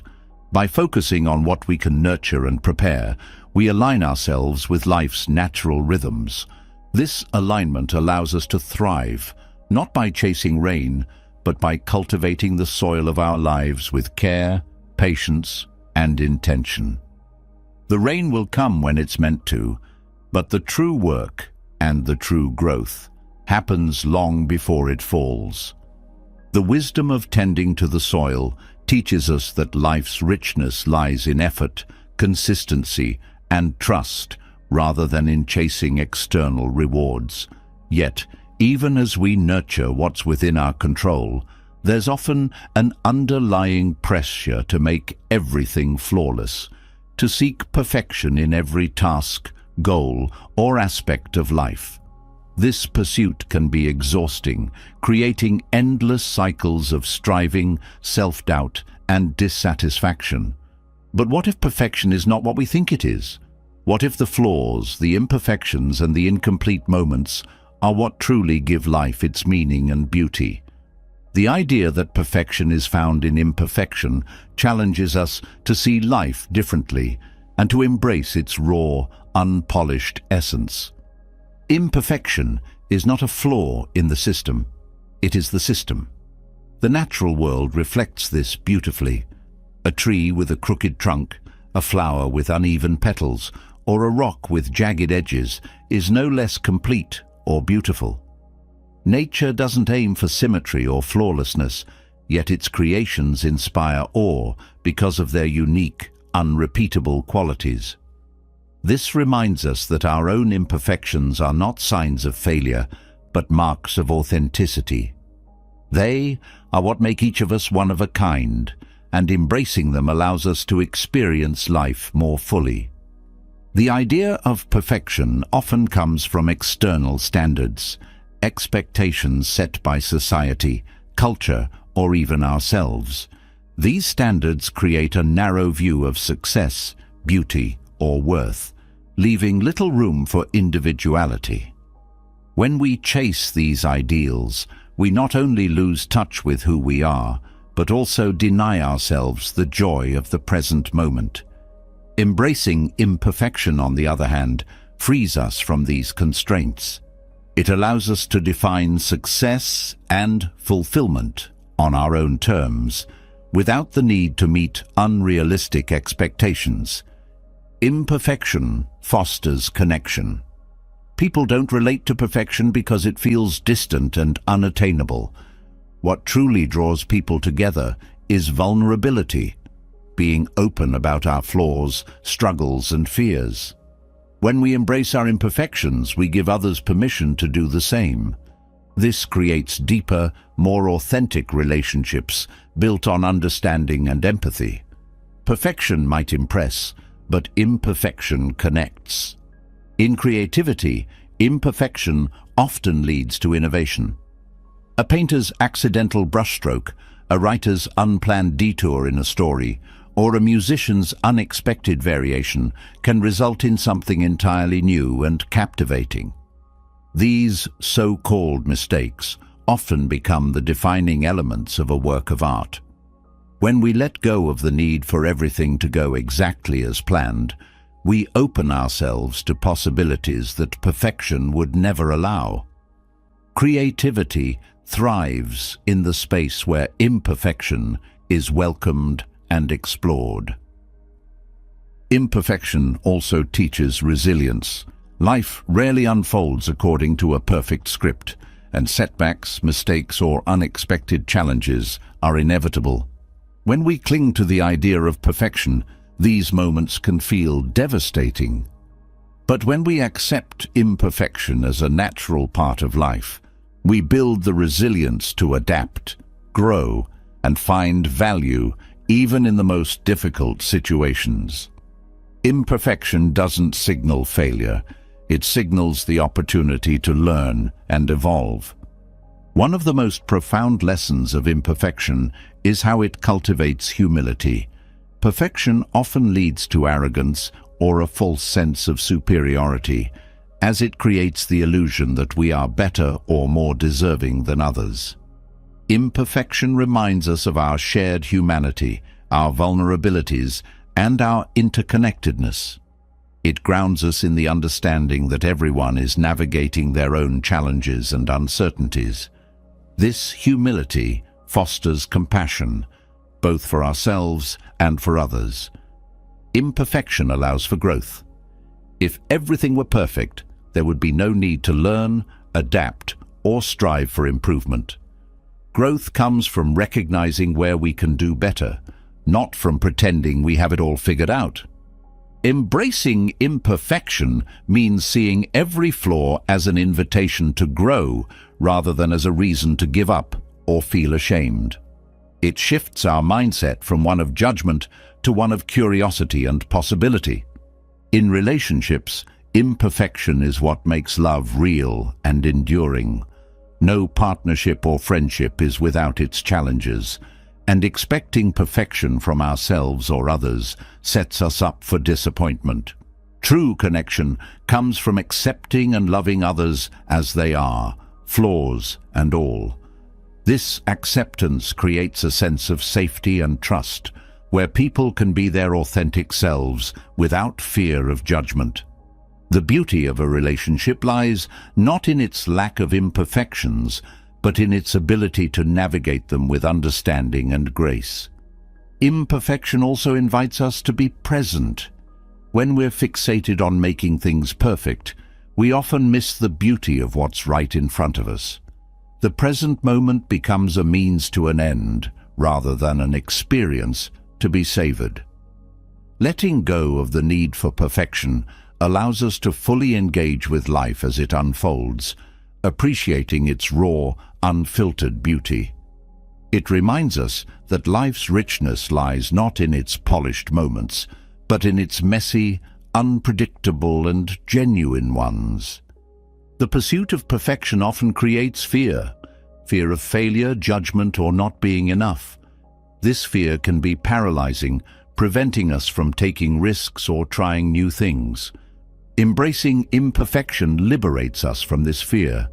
It encourages us to step outside our comfort zones, knowing that mistakes and missteps are part of the journey. This freedom allows us to explore, create, and grow without the constant weight of self-doubt. Imperfection also fosters gratitude. When we stop chasing an unattainable ideal, we begin to appreciate what we already have. The small cracks and flaws in our lives become reminders of the experiences, lessons, and growth that brought us to where we are.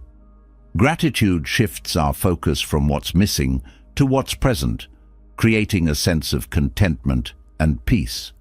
It helps us see that even in imperfection, there is so much to be thankful for. In personal growth, imperfection is a powerful teacher. It shows us where we have room to evolve, but it also teaches us to be kind to ourselves along the way. Self-compassion grows when we accept that we don't have to be perfect to be worthy. This acceptance allows us to celebrate progress rather than fixating on shortcomings. It reminds us that growth is a journey, not a destination, and that each step forward, no matter how small, is meaningful. The idea of perfection often creates an illusion of control, convincing us that if we do everything right, we can avoid pain or failure. But life doesn't work that way. Embracing imperfection means acknowledging that uncertainty and challenges are part of the human experience. It teaches us to let go of control and trust the process, finding peace in the unpredictability of life. This surrender doesn't mean giving up. It means finding strength in adaptability and resilience. Imperfection adds depth to our experiences. A smooth, unblemished surface might be pleasing to the eye, but it lacks the character and richness of something weathered by time. The cracks, scars, and uneven edges in our lives tell stories of resilience, growth, and transformation. They remind us of what we've overcome and how far we've come.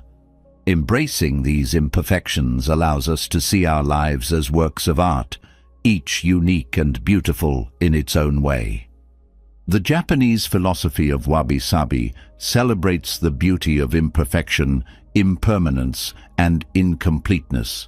It teaches us to find elegance in the simple and the flawed, to appreciate the transient nature of life, and to see the value in what is often overlooked.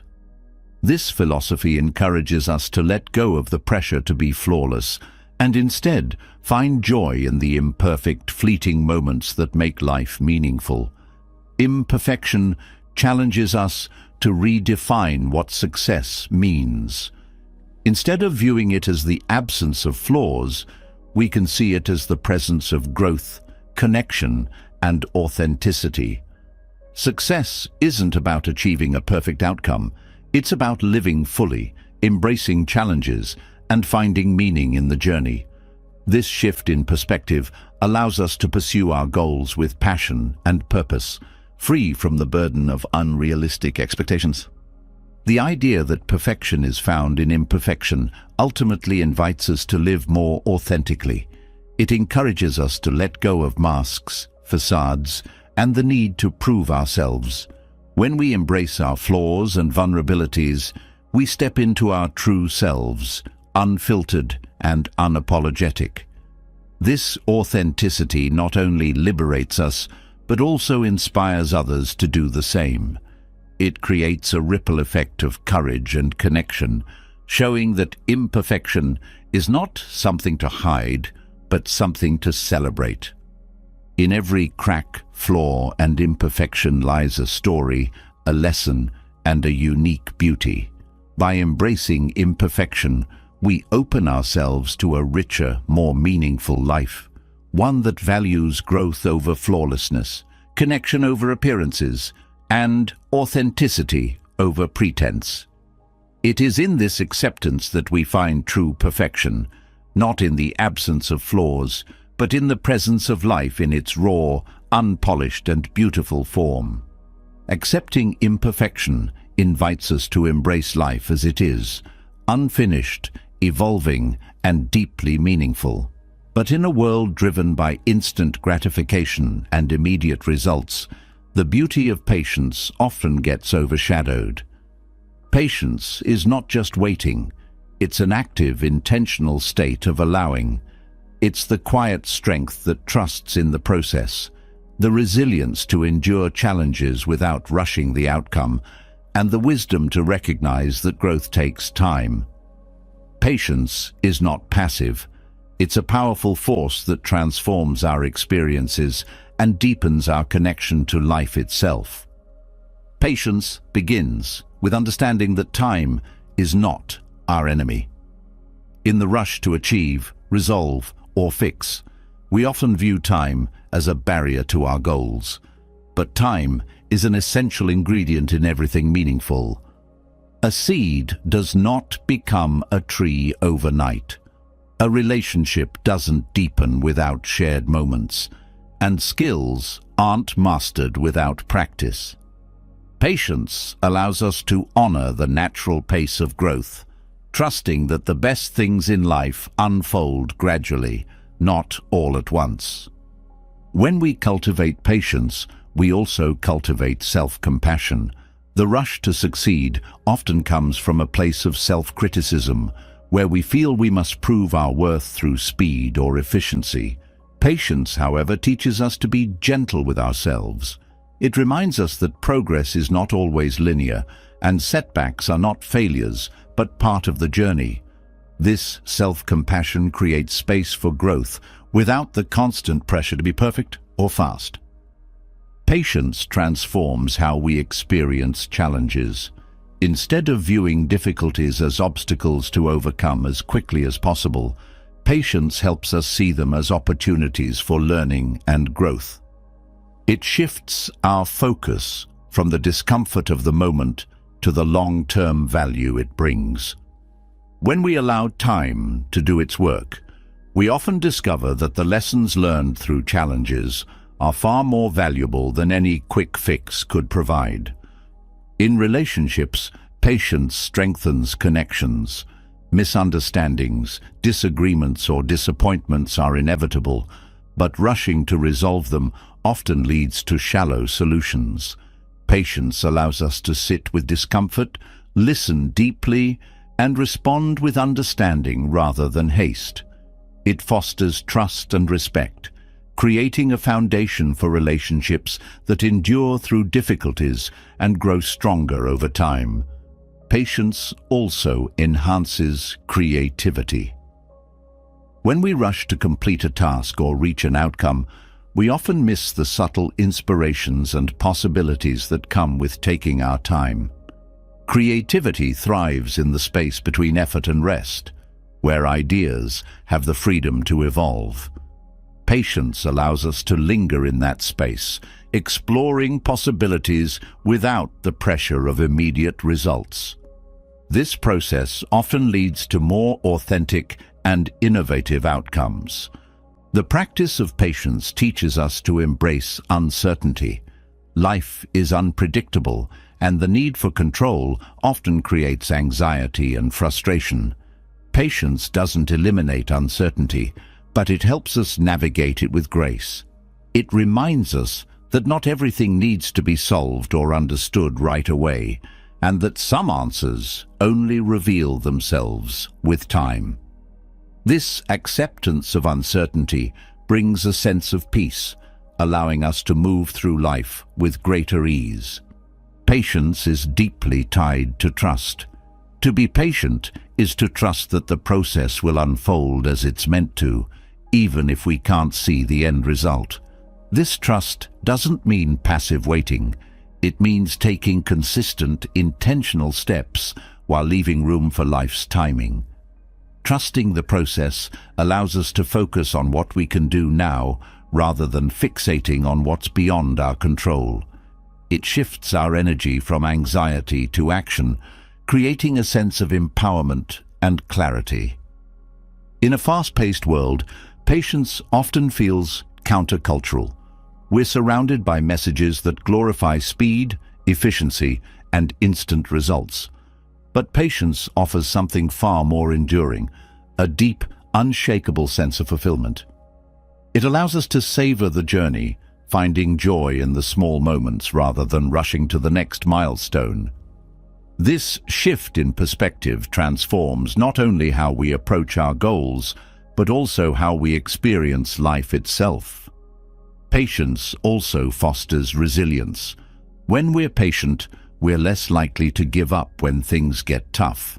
Instead of seeing setbacks as reasons to quit, we see them as temporary challenges that can be navigated with time and effort. This resilience strengthens our ability to persevere, even in the face of uncertainty or difficulty. It helps us stay committed to our goals, knowing that progress is often slow but always meaningful. Practicing patience deepens our sense of gratitude. When we stop rushing, we become more aware of the gifts already present in our lives. Gratitude shifts our focus from what's missing to what's here, creating a sense of contentment and abundance. This doesn't mean settling for less. It means appreciating the journey while continuing to grow. Gratitude and patience go hand in hand, each amplifying the other. Patience also transforms how we view time. Instead of seeing it as something to fight against, we begin to see it as an ally. Time becomes a partner in growth, healing, and discovery. This shift in perspective allows us to move through life with less stress and more peace, knowing that every moment contributes to the bigger picture.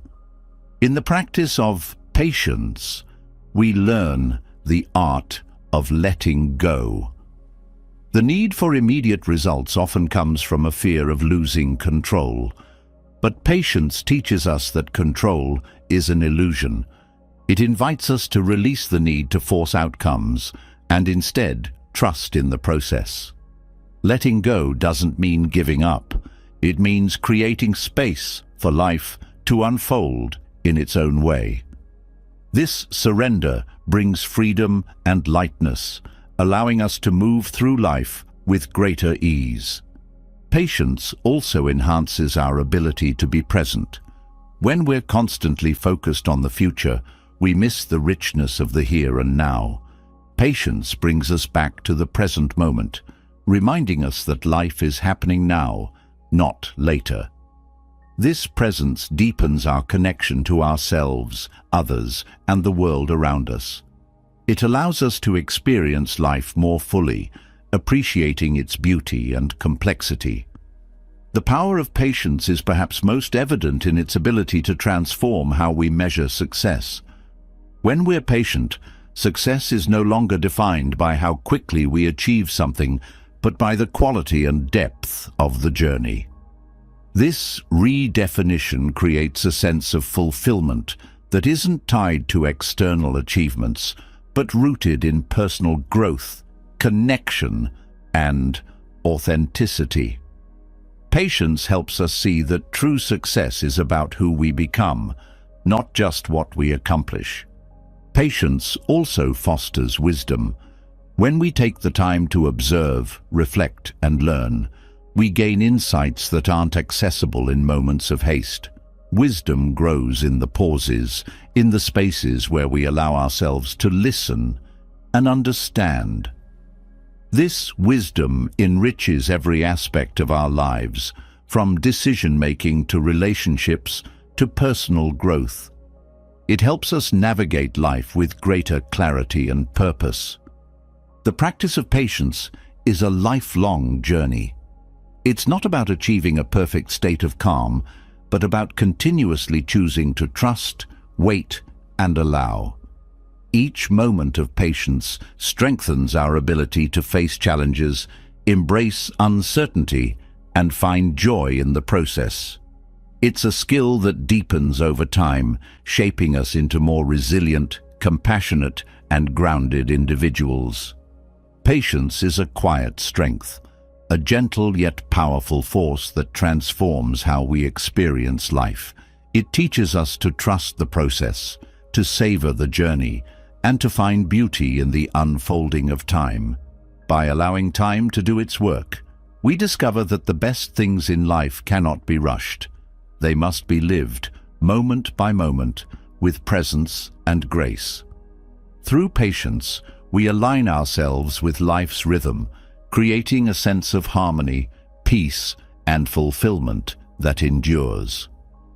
Patience teaches us to embrace the flow of life, trusting in its rhythm and finding peace in the journey. But even with patience, life is not without its challenges. Struggles arise, testing our resolve and pushing us to the edge of what we believe we can endure. While these moments often feel overwhelming, they hold a deeper truth. Struggle is not just hardship. It is an invitation to grow. The discomfort we experience during challenges is the fire that forges strength, resilience, and wisdom. Through struggle, we uncover parts of ourselves that would otherwise remain dormant. Struggles are not signs of failure, but opportunities for transformation. Much like how muscles grow stronger after being torn and rebuilt, personal growth often requires moments of tension and resistance. These moments challenge our limits, forcing us to confront discomfort and uncertainty. Growth isn't found in the absence of struggle.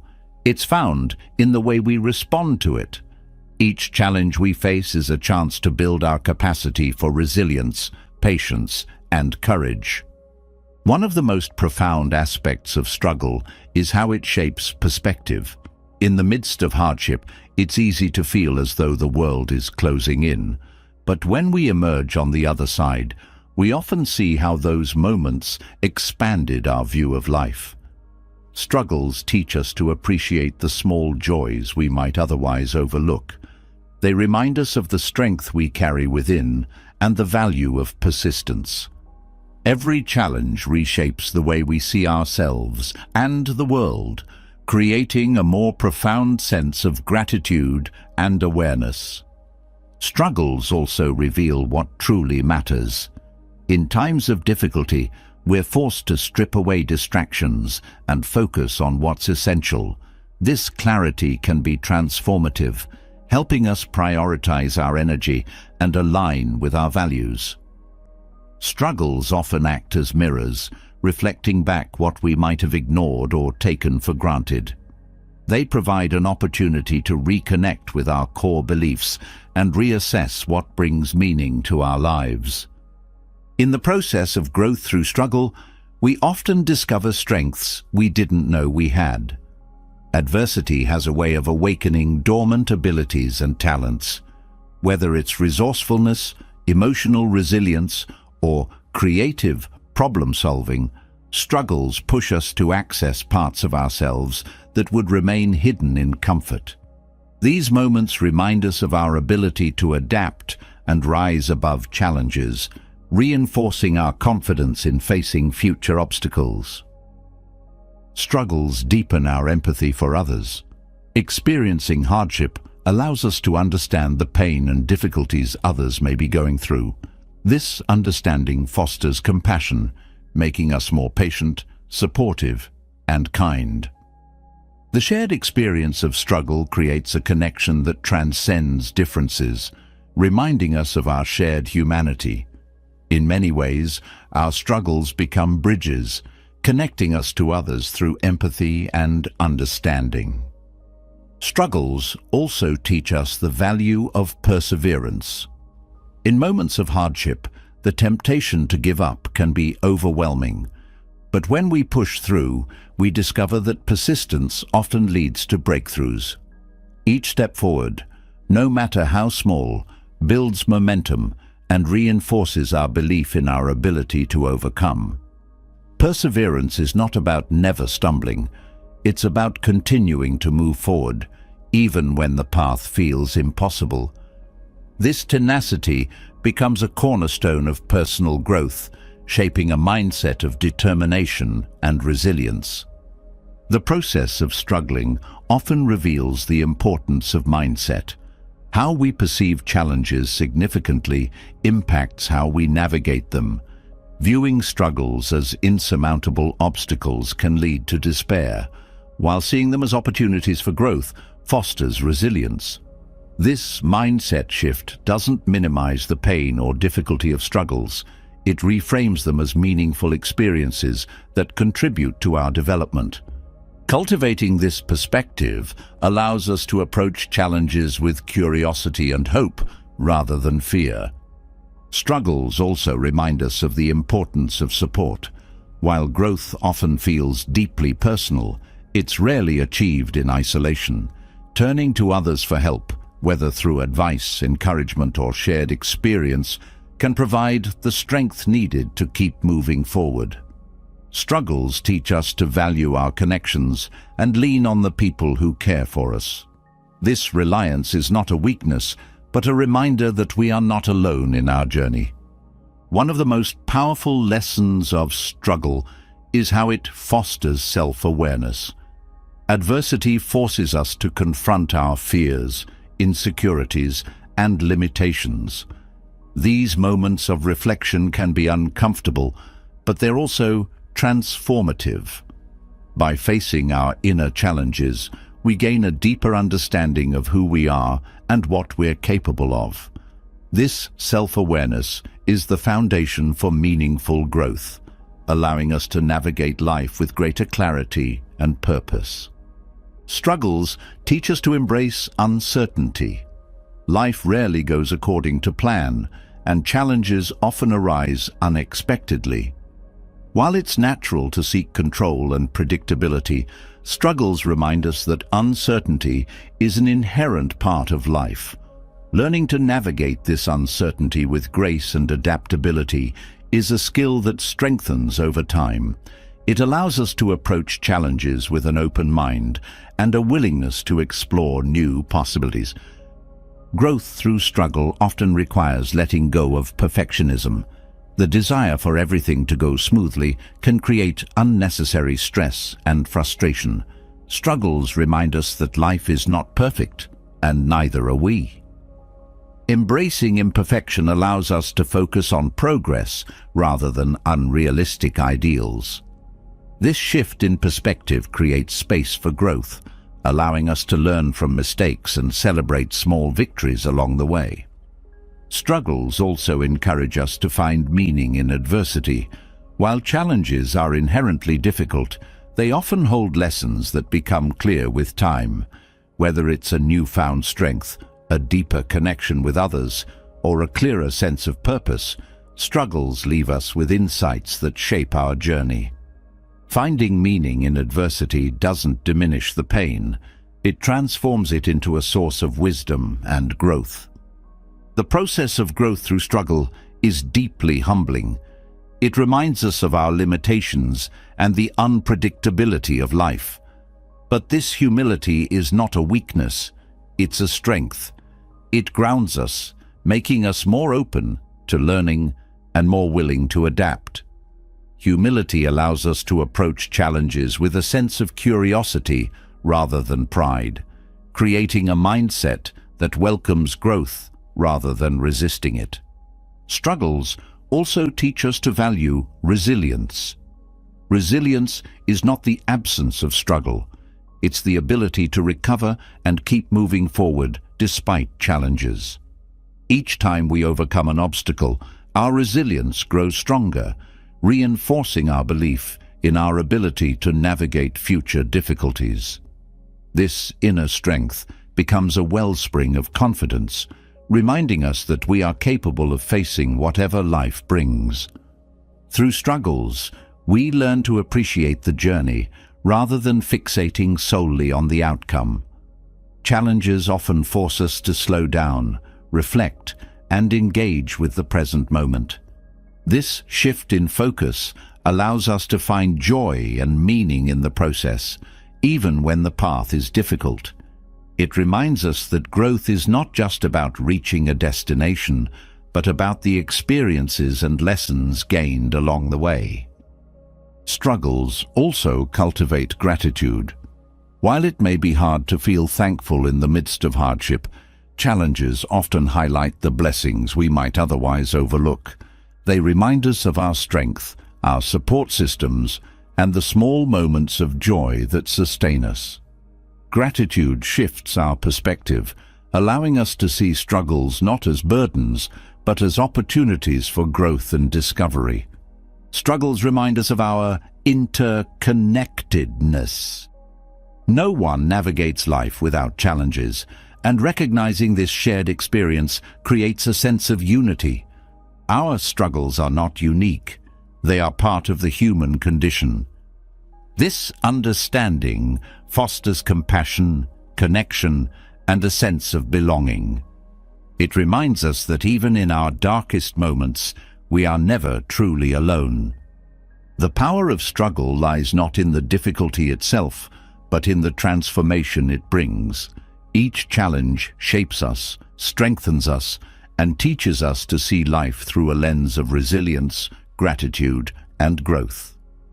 Through struggle, we find not only strength, but also the deeper meaning and purpose that enrich our lives. Struggle reveals our strength and shapes our growth, but it also teaches us an invaluable lesson about balance, how force, when misapplied, can upset even the most stable foundation. Picture a bowl filled with water. A gentle touch leaves the surface undisturbed, calm, and reflective. Yet, the moment we act with force, the water ripples chaotically, spilling over the edges, losing its harmony. This simple image mirrors life itself. The harder we push against situations, people, or even ourselves, the more we disrupt the delicate balance we seek. The bowl of water becomes a profound metaphor, reminding us that peace and progress often emerge not from force, but from gentleness, patience, and aligned action. Forcing a situation creates resistance. In relationships, work, or personal goals, the harder we try to control every detail, the more elusive success becomes. It's as though the energy we expend in forcing something disrupts the natural flow of events. Life, like water in the bowl, responds best to intention paired with ease. This doesn't mean we should stop striving. Rather, it means we must align our efforts with balance, trusting that some outcomes are better nurtured than forced. When we let go of the need to impose our will, we allow life to unfold as it should. Balance is found in learning to apply just the right amount of effort. Overexertion leads to exhaustion and frustration, while too little effort results in stagnation. Like the bowl of water, balance lies in a steady hand, a measured approach that respects the natural rhythm of things. Whether it's a professional goal, a creative pursuit, or personal growth, balance allows us to progress steadily without disrupting the harmony we're trying to achieve. Force disrupts not only external situations, but also our internal state. Pushing too hard often leads to stress, anxiety, and burnout. It creates tension within us, much like ripples disturbing the calm water. When we approach challenges with force, we lose clarity and make decisions driven by urgency rather than wisdom. By softening our approach, we restore inner peace and make space for clearer, more thoughtful actions. The calmer our internal state, the more effectively we can navigate life's complexities. Balance requires mindfulness. The bowl of water reflects the state of our minds, calm when we are present and turbulent when we are consumed by worry or impatience. To keep the water still, we must cultivate awareness of our thoughts and actions. Mindfulness allows us to respond to situations with care, avoiding the knee-jerk reactions that disrupt balance. It helps us recognize when we're acting out of force rather than alignment, enabling us to adjust and find harmony. In relationships, force often manifests as control or manipulation. Trying to change others or dictate outcomes rarely leads to genuine connection or understanding. Instead, it creates resistance and erodes trust. The bowl of water reminds us that relationships thrive on respect, patience, and mutual effort. Allowing others to grow and evolve at their own pace fosters deeper bonds than trying to force change. Balance in relationships means supporting without imposing, listening without judging, and loving without conditions. The concept of balance extends to our goals and aspirations. Chasing success with relentless force often leads to diminishing returns. The harder we push, the more we risk losing sight of why we began the journey in the first place. Balance teaches us to approach our goals with intention and steadiness, celebrating progress without obsessing over perfection. Like tending to a delicate plant, growth requires consistent care, not excessive force. The bowl of water reminds us to honor the process, trusting that steady effort will lead to meaningful results. Balance also requires adaptability. Life is dynamic, and maintaining harmony often means adjusting to changing circumstances. The bowl of water shifts with every movement, yet it remains contained and whole.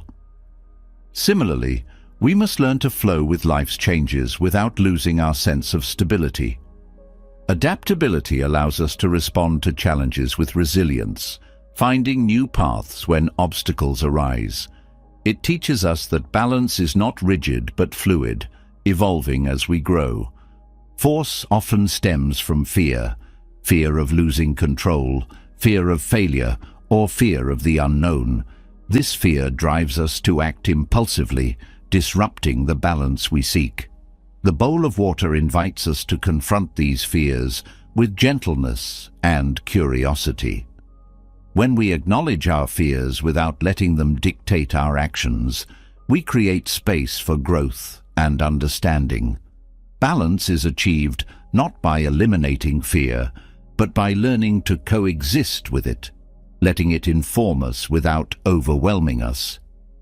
The metaphor of the bowl of water also highlights the importance of rest.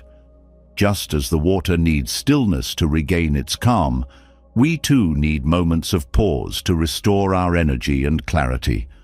Overworking or pushing ourselves constantly disrupts this balance, leading to physical and emotional exhaustion. Rest is not a sign of weakness, but an essential part of maintaining harmony. It allows us to return to our efforts with renewed focus and vitality. Balance involves recognizing when to act and when to step back. There are moments in life when action is necessary, But there are also times when stepping back allows things to unfold naturally. The bowl of water teaches us to discern these moments, trusting that sometimes less is more. Patience and trust go hand in hand with balance, reminding us that not every situation requires immediate intervention or forceful effort. In creativity and problem-solving, force often stifles innovation. The more we try to force ideas or solutions, the harder they become to find. Balance encourages us to approach challenges with openness and curiosity, creating space for inspiration to emerge. The most innovative solutions often arise when we step back, allowing our minds to explore freely without the pressure of force. Creativity thrives in a balanced state, where effort meets ease. The bowl of water also symbolizes the importance of boundaries. Just as the bowl provides structure for the water, boundaries provide structure for our lives. Without boundaries, our energy becomes scattered, and our balance is disrupted. Setting clear boundaries allows us to focus on what truly matters, protecting our time and energy from unnecessary demands. Boundaries are not barriers, they are tools for maintaining harmony and alignment. Balance fosters resilience.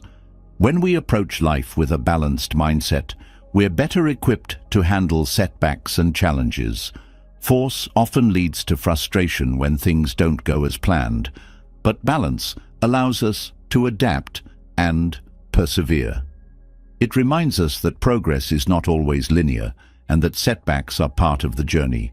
Resilience grows when we trust the process and remain steady, even in the face of uncertainty. The bowl of water also teaches us about presence. Balance is found in the here and now, not in dwelling on the past or worrying about the future.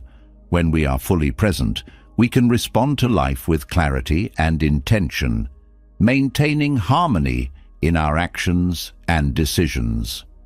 Presence allows us to appreciate the journey, finding joy and meaning in each moment, rather than rushing toward the next. Force disrupts balance, but gentleness restores it. The bowl of water serves as a constant reminder that life flows best when approached with care, patience, and respect for its natural rhythm. By letting go of force and embracing balance, we create space for growth, connection, and peace. This shift transforms not only how we navigate challenges, but also how we experience the beauty and richness of life itself. Gentleness over force shows us that balance lies in thoughtful action, not in overpowering control. But what happens when effort alone is not enough? When striving harder doesn't bring the target closer? The wisdom of the archer holds the answer. An archer does not succeed by forcefully pulling the bowstring or focusing solely on hitting the target. Their secret lies in skill, developed through practice, patience, and precision, and in trust. They trust their preparation, their body's alignment, and their inner calm to guide the arrow. This profound lesson teaches us that trusting skill over raw effort often leads to better outcomes, both in archery and in life. Skill, unlike brute effort, is a cultivated art. It is not about the intensity of your actions, but their refinement. The archer doesn't simply pull the bowstring with all their might. They understand the balance of tension and release, knowing that excessive force will compromise accuracy. This principle applies across all areas of life. Skill requires deliberate practice, observation, and the patience to refine techniques. It's the difference between working smart and working hard. Effort alone, without the guidance of skill, can lead to burnout and missed opportunities. Trusting skill requires confidence in your preparation. An archer doesn't succeed by second-guessing themselves as they release the arrow. They trust the countless hours spent practicing their aim, perfecting their stance, and understanding the bow. Similarly, in life, trust comes from knowing you've done the work to prepare. It's about focusing on what's within your control, your actions, habits, and mindset, rather than obsessing over outcomes. This trust creates a sense of calm, which is essential for precision and clarity. The secret of the archer lies in their ability to stay present. Their focus is not on the target itself, but on the process of the shot, drawing the bow, steadying their breath, and releasing with intention. This mindfulness ensures that every action is deliberate and aligned. When we apply this approach to our goals, we shift our attention from obsessing over results to mastering the steps that lead to them. Being present allows us to engage fully, avoiding the distractions of fear, doubt, or impatience. Trusting skill over effort also involves embracing flow. The archer's movements are fluid, almost effortless, because they have become second nature.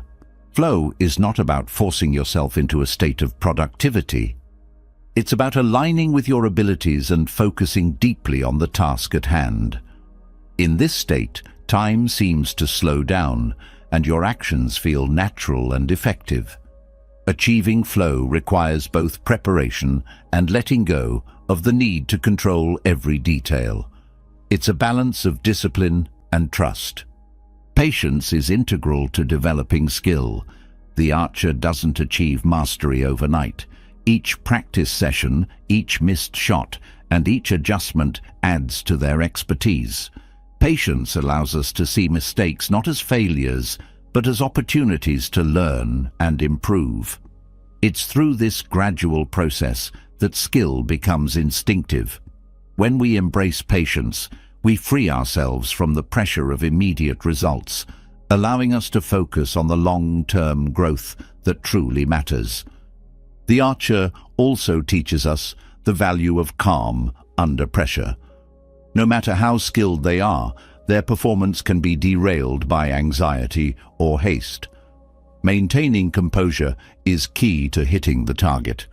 In life, challenges and high-pressure situations test our ability to remain calm. Trusting our skill means knowing we've prepared for these moments and allowing that preparation to guide us. Calmness brings clarity, enabling us to make thoughtful decisions even in difficult circumstances. Precision over power is another core lesson of the archer.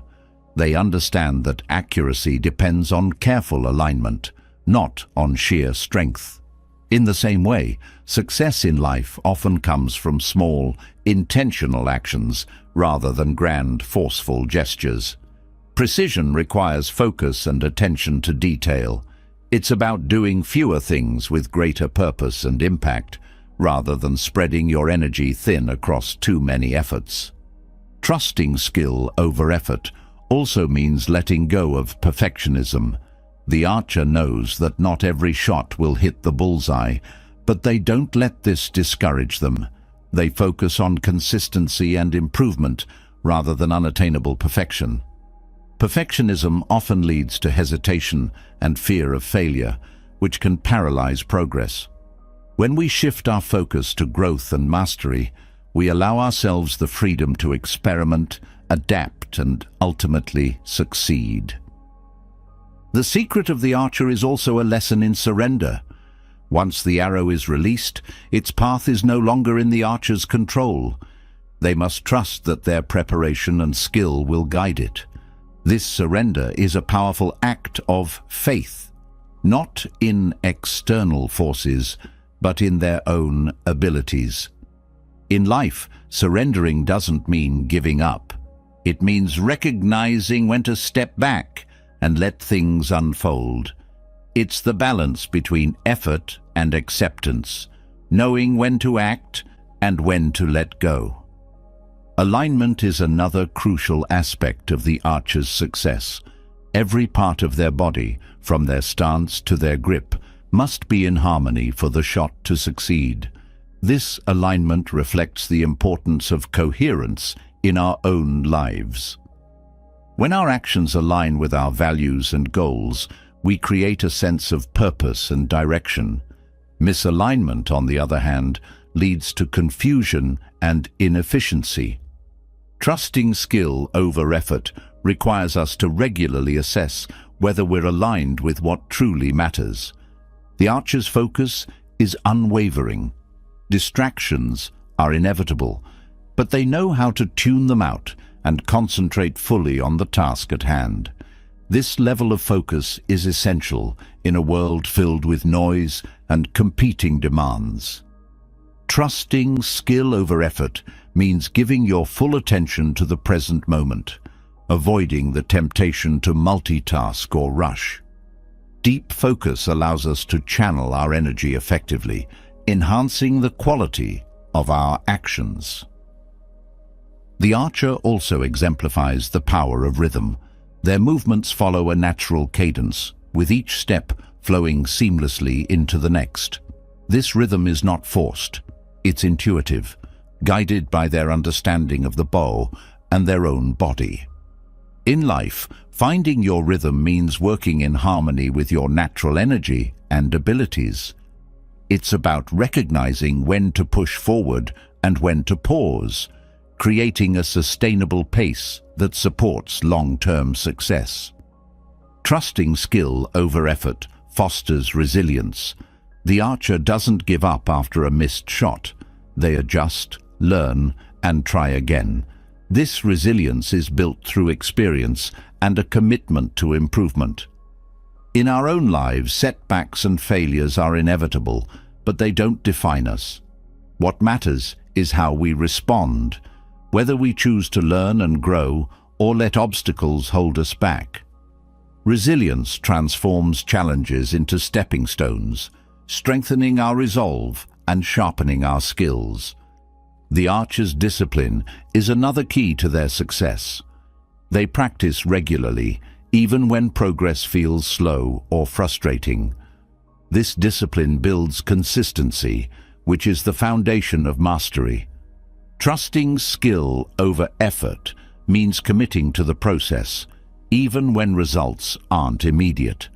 It's about showing up every day, putting in the work, and trusting that each step contributes to long-term growth. Ultimately, the secret of the archer is about balance.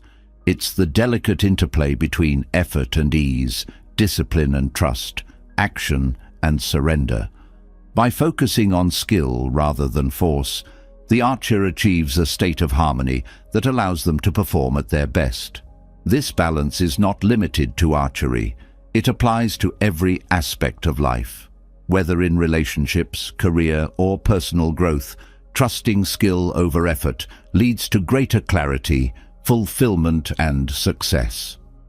The wisdom of the archer reminds us that life is not a battle to be won through sheer force, but an art to be mastered through patience, practice, and trust. It's about aligning our efforts with our intentions, letting go of what we can't control, and focusing on the process rather than the outcome. By embracing this approach, we find not only success, but also a deeper sense of peace and purpose in everything we do. Trusting skill over effort teaches us that mastery comes from a balance of preparation, focus, and surrender. But as we let go of force and lean into precision, another deeper challenge emerges: the illusion of control. We often believe that if we try hard enough, plan carefully, and anticipate every variable, we can control outcomes, circumstances, and even people. This belief feels comforting, but it creates tension, frustration, and disappointment when life unfolds differently than we expected. To grow and find peace, we must learn to release this grip of expectations and see control for what it truly is, an illusion that limits our freedom and joy. Control gives the illusion of security. We think that if we plan every step and account for every possibility, we can avoid pain, failure, or uncertainty. But life doesn't operate on predictable terms. Trying to control every detail not only drains our energy, but also blinds us to the unexpected opportunities that arise when we allow things to unfold naturally. Releasing the need for control doesn't mean giving up. It means recognizing that some things are beyond our influence and trusting the flow of life instead of fighting against it. Expectations are often at the heart of the illusion of control. We create mental images of how things should be, how relationships should work, how success should look, how others should behave. When reality doesn't match these expectations, we feel frustration, disappointment, or even resentment. Letting go of expectations doesn't mean lowering standards. It means being open to what is, rather than fixating on what we think should be. This openness allows us to engage with life authentically, free from the rigid structures of preconceived outcomes. The desire to control is deeply rooted in fear of uncertainty, failure, or loss. By clinging to control, we attempt to shield ourselves from these fears, but in doing so, we create even more anxiety. The tighter we hold on, the more we feel the weight of what we can't control. Releasing the grip of control is not about eliminating fear, but about learning to live with it in a healthy way. It's about acknowledging fear without letting it dictate our actions or perspective.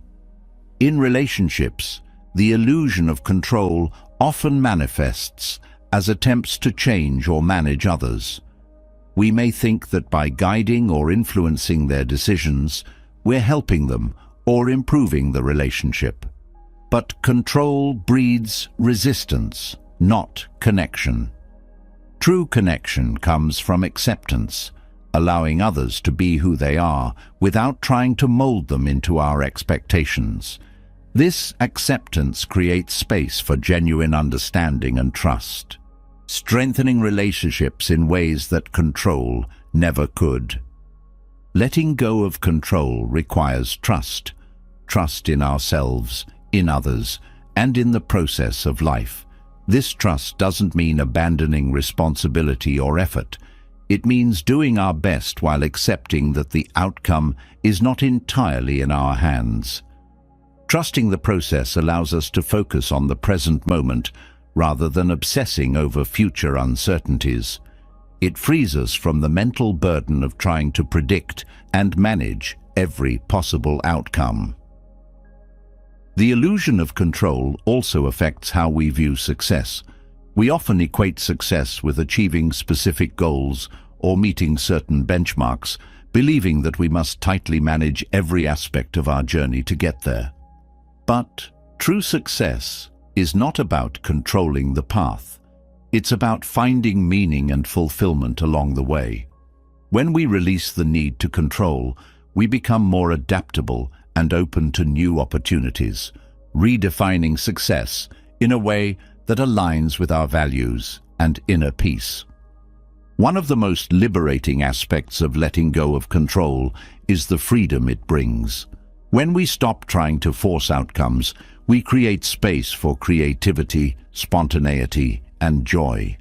Life becomes less about chasing perfection and more about experiencing the richness of the present moment. This freedom allows us to approach challenges with curiosity rather than resistance, turning obstacles into opportunities for growth. Releasing control also teaches us about humility. The belief that we can control everything is rooted in ego, the idea that we are the center of the universe and that our plans must prevail. Letting go of this illusion humbles us, reminding us that we are part of a larger, interconnected whole. This humility fosters gratitude as we begin to see life's unpredictability not as a threat, but as a gift that brings depth and richness to our experiences. The illusion of control often leads to burnout. The constant effort to manage every detail, anticipate every risk, and meet every expectation is exhausting. Letting go of control allows us to redirect our energy toward what truly matters. It teaches us to prioritize rest, self-care, and meaningful connections over the relentless pursuit of control. This shift not only improves our well-being, but also enhances our effectiveness in the areas that matter most. Letting go of control also deepens our resilience. When we stop resisting life's uncertainties, we become better equipped to handle them. Resilience grows when we embrace change, adapt to new circumstances, and trust our ability to navigate challenges. This adaptability is a powerful antidote to the rigidity that comes with the illusion of control. It allows us to thrive in the face of adversity, turning setbacks into stepping stones. One of the most profound lessons of releasing control is the peace it brings. The illusion of control creates a constant state of tension, an inner tug-of-war between what we want and what is. Letting go of this struggle allows us to find peace in the present moment. It frees us from the need to constantly fix, manage, or perfect, creating a sense of ease and contentment that transcends circumstances. Releasing the grip of expectations also enhances our creativity. When we let go of rigid plans and open ourselves to new possibilities, we create space for innovation and inspiration.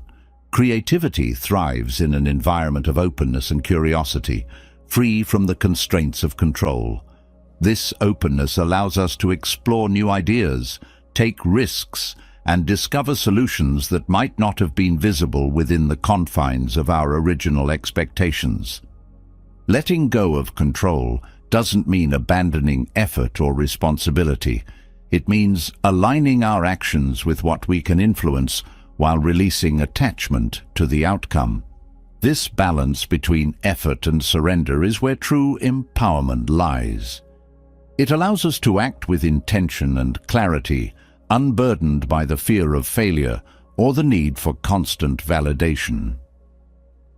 The process of releasing control also deepens our self-awareness. It requires us to examine why we feel the need to control and what fears or insecurities drive this behavior. This introspection helps us understand ourselves on a deeper level, uncovering the patterns and beliefs that shape our actions. With this awareness, we can begin to replace control with trust, fear with courage, and rigidity with flexibility. The beauty of letting go is that it allows life to surprise us. When we release our grip on expectations, we become open to the unexpected gifts and opportunities that life has to offer. These moments often bring more joy and meaning than anything we could have planned or controlled. Letting go doesn't mean settling for less. It means creating space for more growth, more connection, and more fulfillment. The illusion of control is a powerful force, but it is not unbreakable. By recognizing its limitations and embracing the unpredictability of life, we can free ourselves from its constraints. Letting go of control is not an act of defeat. It is an act of liberation. It allows us to live more fully, love more deeply, and approach life with a sense of wonder and trust that transcends our fears and doubts. Through this release, we discover a peace and freedom that no amount of control could ever provide. Releasing the grip of expectations opens the door to a calmer, freer existence. Yet, there's something deeper that keeps pulling us back into patterns of clinging. Obsession.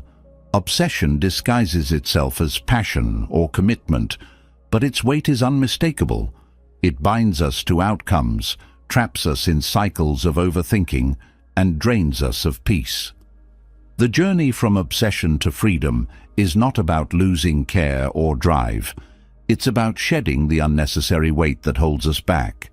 It's about learning the art of letting go, not as an act of surrender, but as a pathway to transformation and liberation. Obsession creates a prison of its own design. It thrives on attachment, convincing us that we must hold tighter, do more, or think harder to achieve what we desire. Whether it's in relationships, ambitions, or even our self-image, obsession narrows our vision and consumes our energy. It keeps us in a constant state of tension, as if our happiness depends entirely on controlling a single aspect of life. Letting go, however, breaks these chains. It allows us to step back, see the bigger picture, and rediscover the joy and clarity that obsession clouds. Freedom begins with recognizing the difference between healthy passion and obsessive attachment. Passion fuels us, inspiring us to pursue goals and invest in what matters most. Obsession, on the other hand, becomes a form of control, an unrelenting need for things to unfold in a specific way. Letting go does not mean abandoning passion. It means allowing it to flow without becoming entangled in outcomes. When we let go, passion transforms into a source of inspiration rather than a source of stress. Letting go requires trust, not only in the process, but also in ourselves. Obsession often stems from a lack of trust, a fear that without constant effort or vigilance, everything will fall apart. This fear keeps us clinging to what we think we need, even when it's no longer serving us. Trusting ourselves means believing in our ability to adapt, grow, and navigate life's uncertainties. It means knowing that we are capable of handling challenges, even when things don't go as planned. Freedom from obsession also involves embracing impermanence. Obsession clings to the idea of permanence, attempting to freeze moments, relationships, or achievements in time. But life is fluid, and trying to hold on too tightly only creates resistance. Letting go allows us to flow with life's changes rather than fighting against them. It teaches us to appreciate the beauty of each moment without the need to possess or control it. The transformational power of letting go lies in its ability to create space. Obsession fills our minds with endless thoughts, worries, and what-ifs, leaving little room for creativity, joy, or peace. Letting go clears this mental clutter, making way for new opportunities and perspectives. It shifts our focus from what we fear losing to what we stand to gain: clarity, connection, and a deeper sense of fulfillment. Letting go is not a single act, but a practice. Obsession has a way of creeping back in, convincing us to revisit old fears or habits. The practice of letting go involves recognizing these patterns and gently redirecting our energy. It's about learning to detach without disconnecting, to care deeply without clinging. This practice builds resilience, teaching us to face challenges with grace rather than resistance. One of the most profound effects of letting go is the sense of lightness it brings. Obsession weighs us down, creating a constant sense of pressure or urgency. Letting go lifts this burden, allowing us to move through life with greater ease. This lightness doesn't mean a lack of responsibility. It means approaching life with a sense of balance and perspective. It allows us to focus on what truly matters while releasing the rest. Letting go also transforms our relationships. Obsession often creates expectations and demands that strain connections. We may try to control how others think, feel, or behave, believing that this will lead to better outcomes. But true connection comes from acceptance, not control. Letting go means allowing others to be themselves, free from the weight of our expectations. This acceptance fosters trust, understanding, and deeper intimacy. In the context of personal growth, letting go is an act of self-compassion. Obsession with self-improvement can lead to harsh self-criticism and a relentless pursuit of perfection. Letting go doesn't mean giving up on growth. It means approaching it with kindness and patience. It's about embracing who we are in the present moment while striving for growth in a balanced way. This self-compassion creates a foundation for authentic, sustainable change. Letting go also deepens our ability to enjoy the present moment. Obsession often pulls us into the future, fixating on what might happen, or into the past, dwelling on what has already occurred. This robs us of the richness of the here and now. Letting go anchors us in the present, allowing us to fully experience life as it unfolds. It reminds us that joy is found not in what we achieve, but in how we live each moment. Freedom from obsession requires courage. Letting go means stepping into the unknown, releasing what feels familiar or safe. It's natural to fear this uncertainty, but it's also where transformation begins. Courage is not the absence of fear, but the willingness to move forward despite it. Letting go teaches us to trust this process, knowing that the unknown holds possibilities we can't yet see. Letting go also cultivates gratitude. When we stop clinging to what we think we need, we become more aware of what we already have. Gratitude shifts our focus from lack to abundance, creating a sense of contentment and peace. This doesn't mean settling for less. It means appreciating the journey while remaining open to what comes next. Gratitude and letting go hand in hand, each amplifying the other. The process of letting go is deeply transformative because it changes how we define success and fulfillment. Obsession often ties these concepts to external outcomes, achieving goals, gaining approval, or meeting expectations. Letting go shifts our focus inward, helping us find fulfillment in the process rather than the result. It reminds us that success is not about controlling life, but about living it fully and authentically. Letting go also strengthens our resilience. Obsession creates fragility as it ties our sense of worth or happiness to specific outcomes. Letting go, on the other hand, builds inner strength by teaching us to adapt and thrive regardless of circumstances. Resilience is not about avoiding challenges, but about navigating them with grace and confidence. Letting go allows us to move forward without being held back by fear or attachment. The journey from obsession to freedom is not always easy, but it is deeply rewarding. It requires us to confront our fears, question our assumptions, and embrace the unknown. But in doing so, it opens the door to a life that is lighter, freer, and more aligned with our true selves. Letting go is not an end. It is a beginning, a way of living that prioritizes peace, connection, and authenticity over the illusion of control. The transformational power of letting go lies in its ability to change not just our actions, but our perspective. It shifts how we see ourselves, our relationships, and the world around us. It teaches us that freedom is not something we achieve by holding on, but something we discover when we release. Letting go is not a loss. It is a gift, an invitation to live with more clarity, purpose, and joy. Through this practice, we move from a life defined by obsession to one filled with the profound freedom of simply being.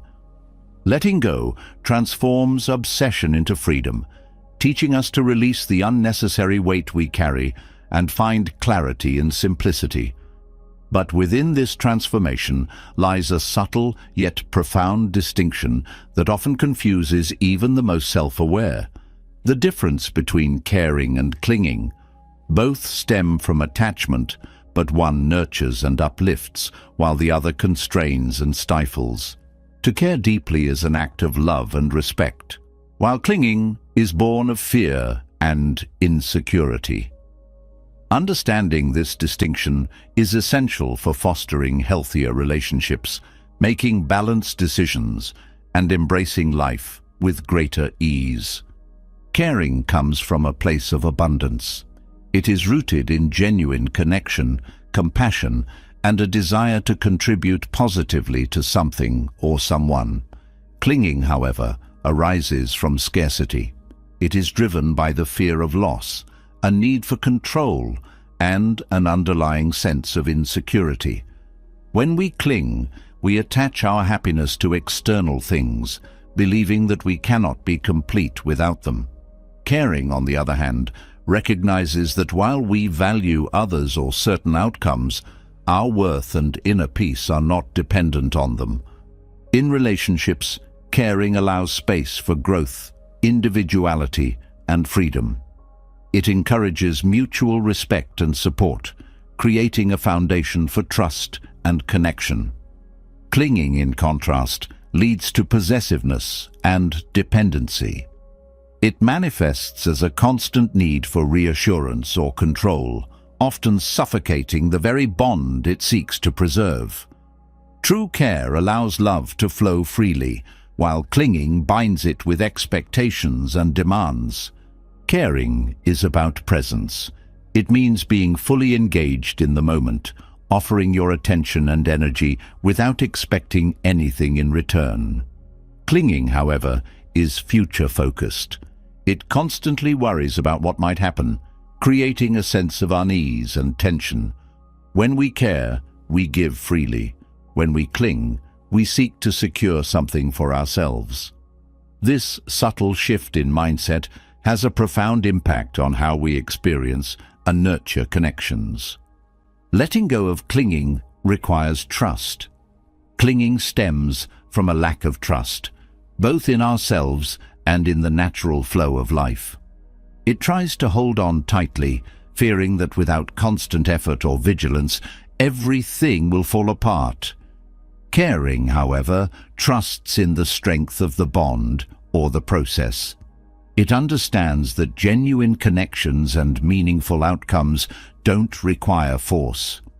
Trust allows us to release the need to control and simply show up with authenticity and love. Caring also involves boundaries. While clinging seeks to merge and control, caring respects the individuality of others. It understands that true connection doesn't mean losing oneself in another person, but rather sharing a part of oneself while honoring the other's autonomy. Boundaries are not walls, but guidelines that protect the integrity of both individuals and the relationship itself. They allow care to flourish without crossing into dependency. Clinging often creates fear-based behavior. It leads to overthinking, excessive worry, and actions driven by anxiety rather than clarity. Caring, by contrast, is grounded in confidence. It recognizes that while we cannot control everything, we can still contribute positively and respond thoughtfully. This shift from fear to confidence transforms how we navigate challenges and uncertainties in our relationships and pursuits. Caring allows for acceptance. It acknowledges and respects the reality of what is, without trying to force it into an idealized version. Clinging, on the other hand, resists acceptance. It tries to bend reality to fit expectations, creating frustration and disappointment when things don't go as planned. By practicing care without clinging, we learn to embrace life as it unfolds, finding peace in both its beauty and imperfections. The energy of caring is expansive. It uplifts and nurtures, creating an environment where growth and connection thrive. Clinging, however, is restrictive. It narrows focus, creating a sense of tension and confinement. When we shift from clinging to caring, we not only enhance our relationships, but also free ourselves from the emotional weight of constant worry and control. Caring fosters gratitude. It appreciates what is, valuing the moments, connections, and experiences we have. Clinging, on the other hand, focuses on what might be lost or what is lacking. This focus on scarcity diminishes our ability to feel grateful, replacing it with a sense of fear or dissatisfaction. Gratitude is a powerful antidote to clinging, reminding us of the abundance already present in our lives. Clinging often leads to burnout. The constant effort to hold on tightly to relationships, outcomes, or even self-image drains our emotional and mental energy. Caring, however, is sustainable. It allows us to give without depleting ourselves because it comes from a place of balance and mutual respect. Learning to care without clinging ensures that our energy is directed toward what truly matters, without overwhelming ourselves in the process. Understanding the difference between caring and clinging also transforms how we approach challenges. Clinging creates resistance, making it harder to adapt when things don't go as expected. Caring, however, allows for flexibility. It accepts that setbacks and changes are part of life, approaching them with an open mind and a willingness to adjust.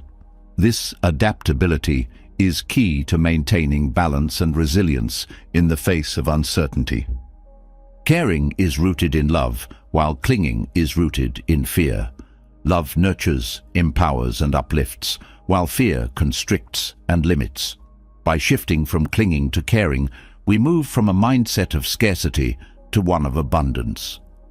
This shift not only improves our relationships, but also enhances our overall well-being, as we let go of the constant tension and worry that clinging creates.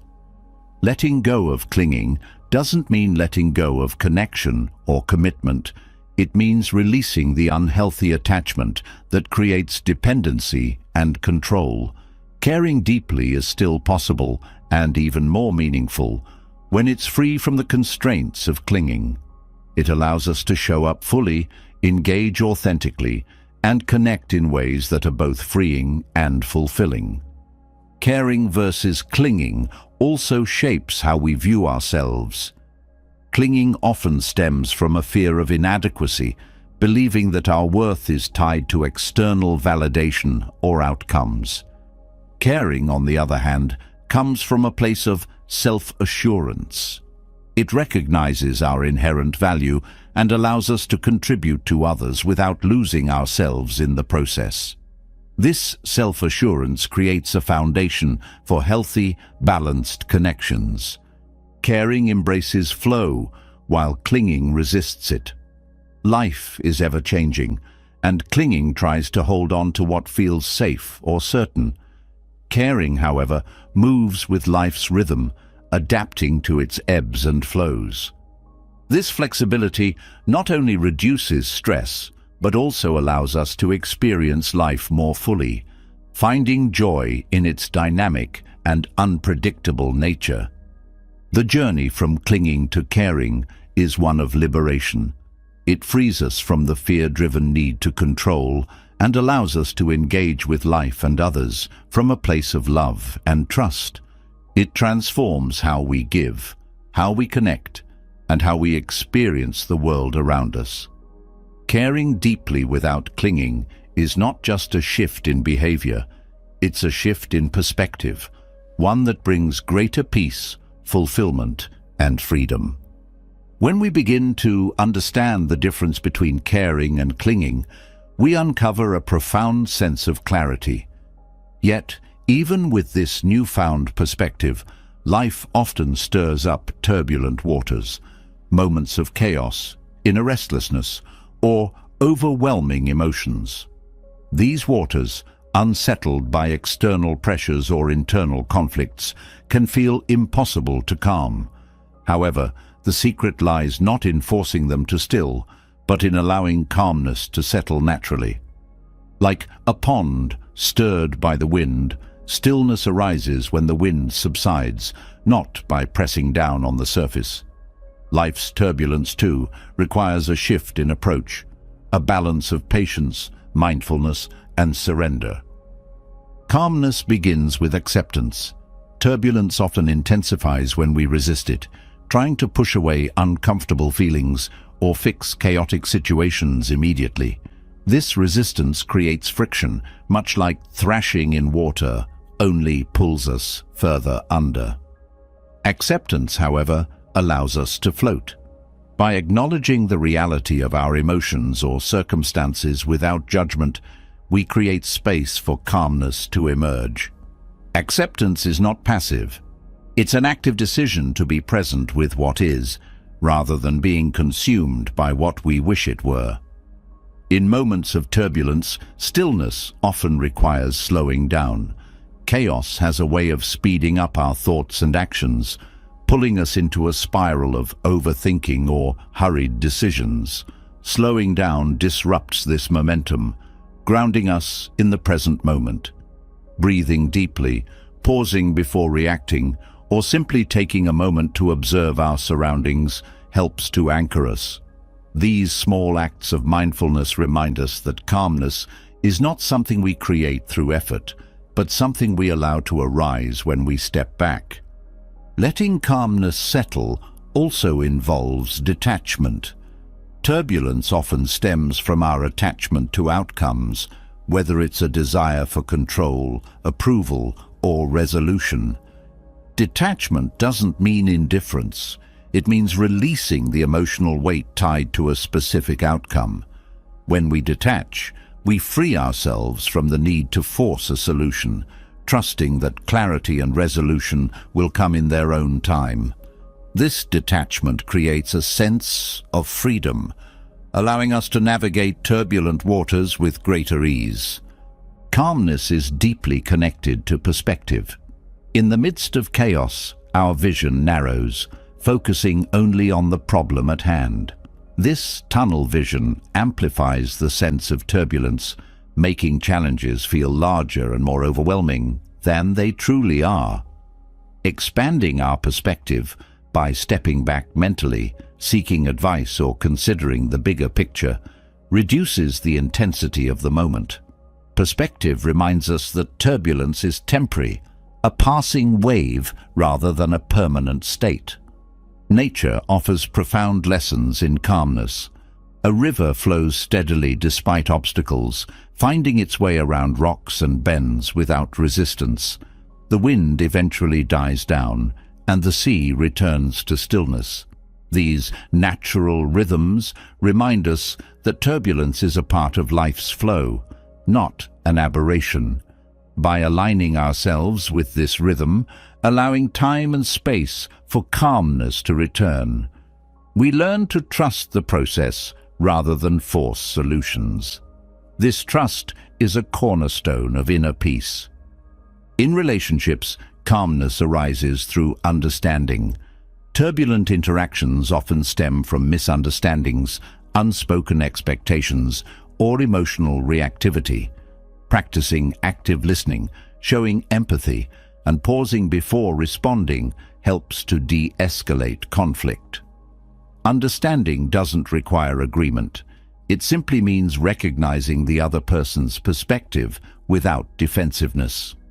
This approach creates an environment where calmness can replace tension, fostering healthier and more meaningful connections.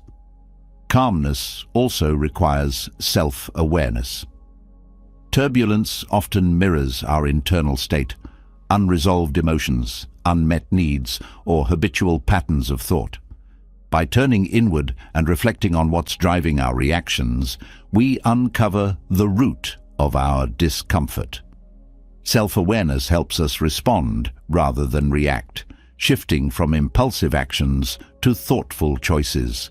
This internal clarity creates a ripple effect, bringing calmness to both our inner and outer worlds. Letting calmness settle naturally involves cultivating patience. Turbulent waters don't clear instantly. They require time for the sediment to sink and the surface to smooth.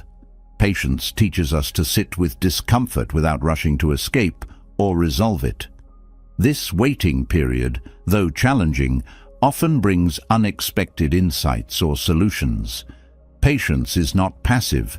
It's an active trust in the process of life, knowing that stillness will return if we allow it. Calmness is strengthened by rituals. Daily practices such as meditation, journaling, or spending time in nature create a foundation of stability, even during turbulent times. These rituals act as anchors, grounding us when life feels chaotic. They remind us that calmness is not something we need to seek externally, but something we can cultivate within. Consistency in these practices reinforces our ability to navigate turbulence with grace and resilience. Turbulent waters often reveal the power of surrender. Trying to fight the current only exhausts us, while surrendering allows us to conserve energy and regain clarity. Surrender is not about giving up. It's about letting go of the need to control every detail and trusting that the flow of life will guide us. This act of surrender creates space for calmness to settle, transforming struggle into a sense of ease. Calmness is also a practice of gratitude. Turbulence often draws our attention to what's wrong, pulling us away from what's right. Practicing gratitude shifts this focus, reminding us of the blessings and stability already present in our lives. Gratitude doesn't eliminate challenges, but it reframes them, allowing us to approach them with a more balanced and centered mindset. This shift creates a foundation for calmness, even in the midst of chaos. Resilience is born from calmness. When we learn to let calmness settle naturally, we build the inner strength to face future turbulence with confidence. Resilience is not about avoiding challenges, but about developing the capacity to navigate them without losing our center. Each moment of turbulence becomes an opportunity to strengthen this resilience, transforming difficulty into growth. The path to calmness often begins with letting go of perfection. Turbulence can be amplified by the unrealistic expectation that life should always be smooth, or that we should have all the answers. Accepting the imperfections of life and of ourselves reduces the pressure to fix everything immediately. This acceptance creates room for calmness to emerge, allowing us to engage with life more authentically and peacefully. Calmness is not an absence of movement, but a harmonious rhythm. Just as turbulent waters eventually settle into a steady flow, our lives find balance when we align with their natural rhythm. This harmony is achieved not through force, but through patience, trust, and presence. By letting calmness settle naturally, we discover that peace is not something we chase, it's something we allow to arise from within.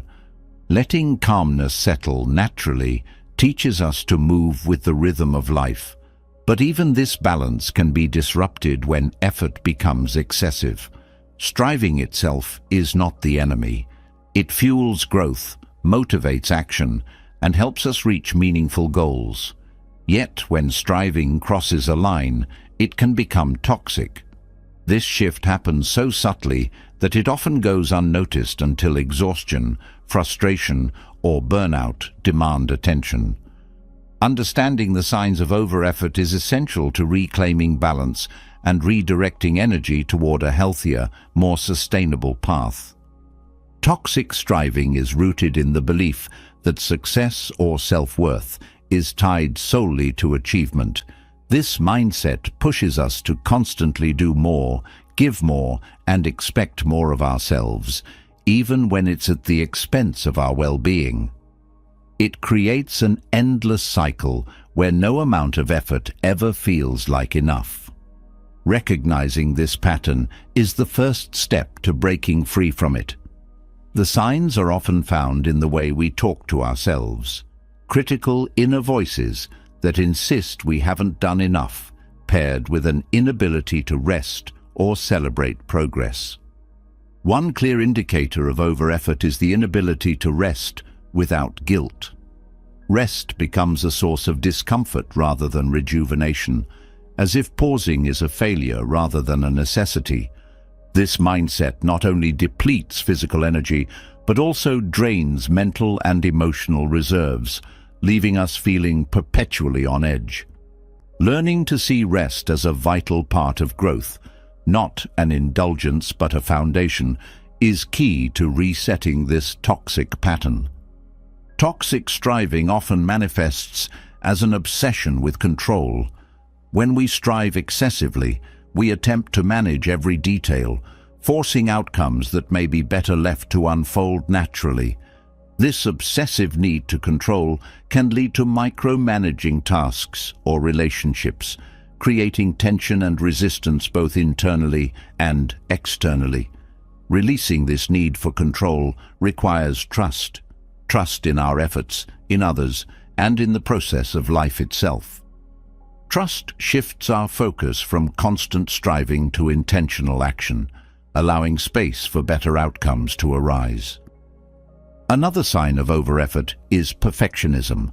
The pursuit of perfection is not about excellence, it's about fear of judgment, failure, or not being enough. This fear drives an endless loop of second-guessing, over-analyzing, and tweaking, which can stall progress and drain energy. True growth happens when we allow imperfection, focusing on learning and evolving rather than meeting impossible standards. Letting go of perfectionism requires courage, as it means embracing vulnerability and the possibility of mistakes. Over-effort also reveals itself through a lack of joy. When striving becomes toxic, the very things that once inspired or excited us feel burdensome. Passion is replaced by obligation, and the spark that initially drove our efforts begins to fade. Reconnecting with the why behind our actions, our deeper purpose or values, can reignite this spark. This shift reminds us that effort is most fulfilling when it's aligned with meaning rather than driven by pressure. The physical signs of over-effort are just as telling. Chronic stress, fatigue, and even physical illness often accompany excessive striving. The body sends signals when it's being pushed beyond its limits, but these signals are often ignored in the pursuit of goals. Listening to the body is an act of self-respect and care. It's a reminder that sustainable effort requires balance, and that pushing through exhaustion is not a badge of honor, but a warning sign. Over-effort also impacts relationships. When we are consumed by striving, we may neglect the people who matter most. Relationships can become transactional, reduced to what they can contribute to our goals, rather than valued for their own sake. Toxic striving often leads to isolation, as the focus on achievement overrides the need for connection. Rebuilding relationships requires stepping back from over-effort and prioritizing presence, showing up fully for others without the distraction of constant striving. The mind becomes trapped in cycles of overthinking when striving turns toxic. Instead of focusing on meaningful actions, we get caught in endless loops of planning, analyzing, and worrying. This mental exhaustion diminishes our ability to act effectively, creating a sense of paralysis rather than progress. Breaking free from overthinking involves simplifying our approach, focusing on one step at a time rather than trying to anticipate every possible outcome. Simplicity clears the mental clutter that over-effort creates. Toxic striving can also stem from comparison. Measuring our progress or success against others sets a standard that is both unrealistic and unhelpful. Comparison shifts the focus away from personal growth and toward external validation, which can never fully satisfy. Embracing individuality, our unique strengths, paths, and timelines, reclaims energy wasted on comparison. It redirects our efforts toward what truly matters to us, free from the pressure to compete or conform. Over-effort often creates a disconnect between effort and enjoyment. When striving becomes toxic, we focus solely on results, neglecting the process that leads to them. The journey feels like a means to an end rather than a meaningful experience in itself. Reframing effort as an opportunity to grow, learn, and engage with the present moment restores balance. This perspective transforms striving from a burden into a source of fulfillment. Letting go of toxic striving doesn't mean giving up ambition or goals. It means aligning our efforts with intention and balance. Sustainable effort respects both our capacities and our limits, recognizing that growth is a marathon, not a sprint. Slowing down and pacing ourselves ensures that we can continue moving forward without depleting our reserves. It's not about doing less, but about doing better, focusing on quality over quantity. Recognizing the signs of over-effort also involves addressing the underlying fears that drive it. Fear of failure, rejection, or inadequacy often fuels toxic striving, creating a sense of urgency and pressure. Facing these fears directly, acknowledging and questioning them, helps to dismantle their hold on us. This process requires compassion, both for the parts of us that strive and for the parts that struggle. Self-compassion turns striving into a kinder, more supportive journey. The transformational power of releasing toxic striving lies in the freedom it brings. Without the weight of constant pressure, we gain clarity, energy, and a renewed sense of purpose. Effort becomes a choice rather than an obligation, allowing us to engage fully and authentically with what we do. This freedom creates space for creativity, connection, and joy, which are often stifled by the intensity of over-effort.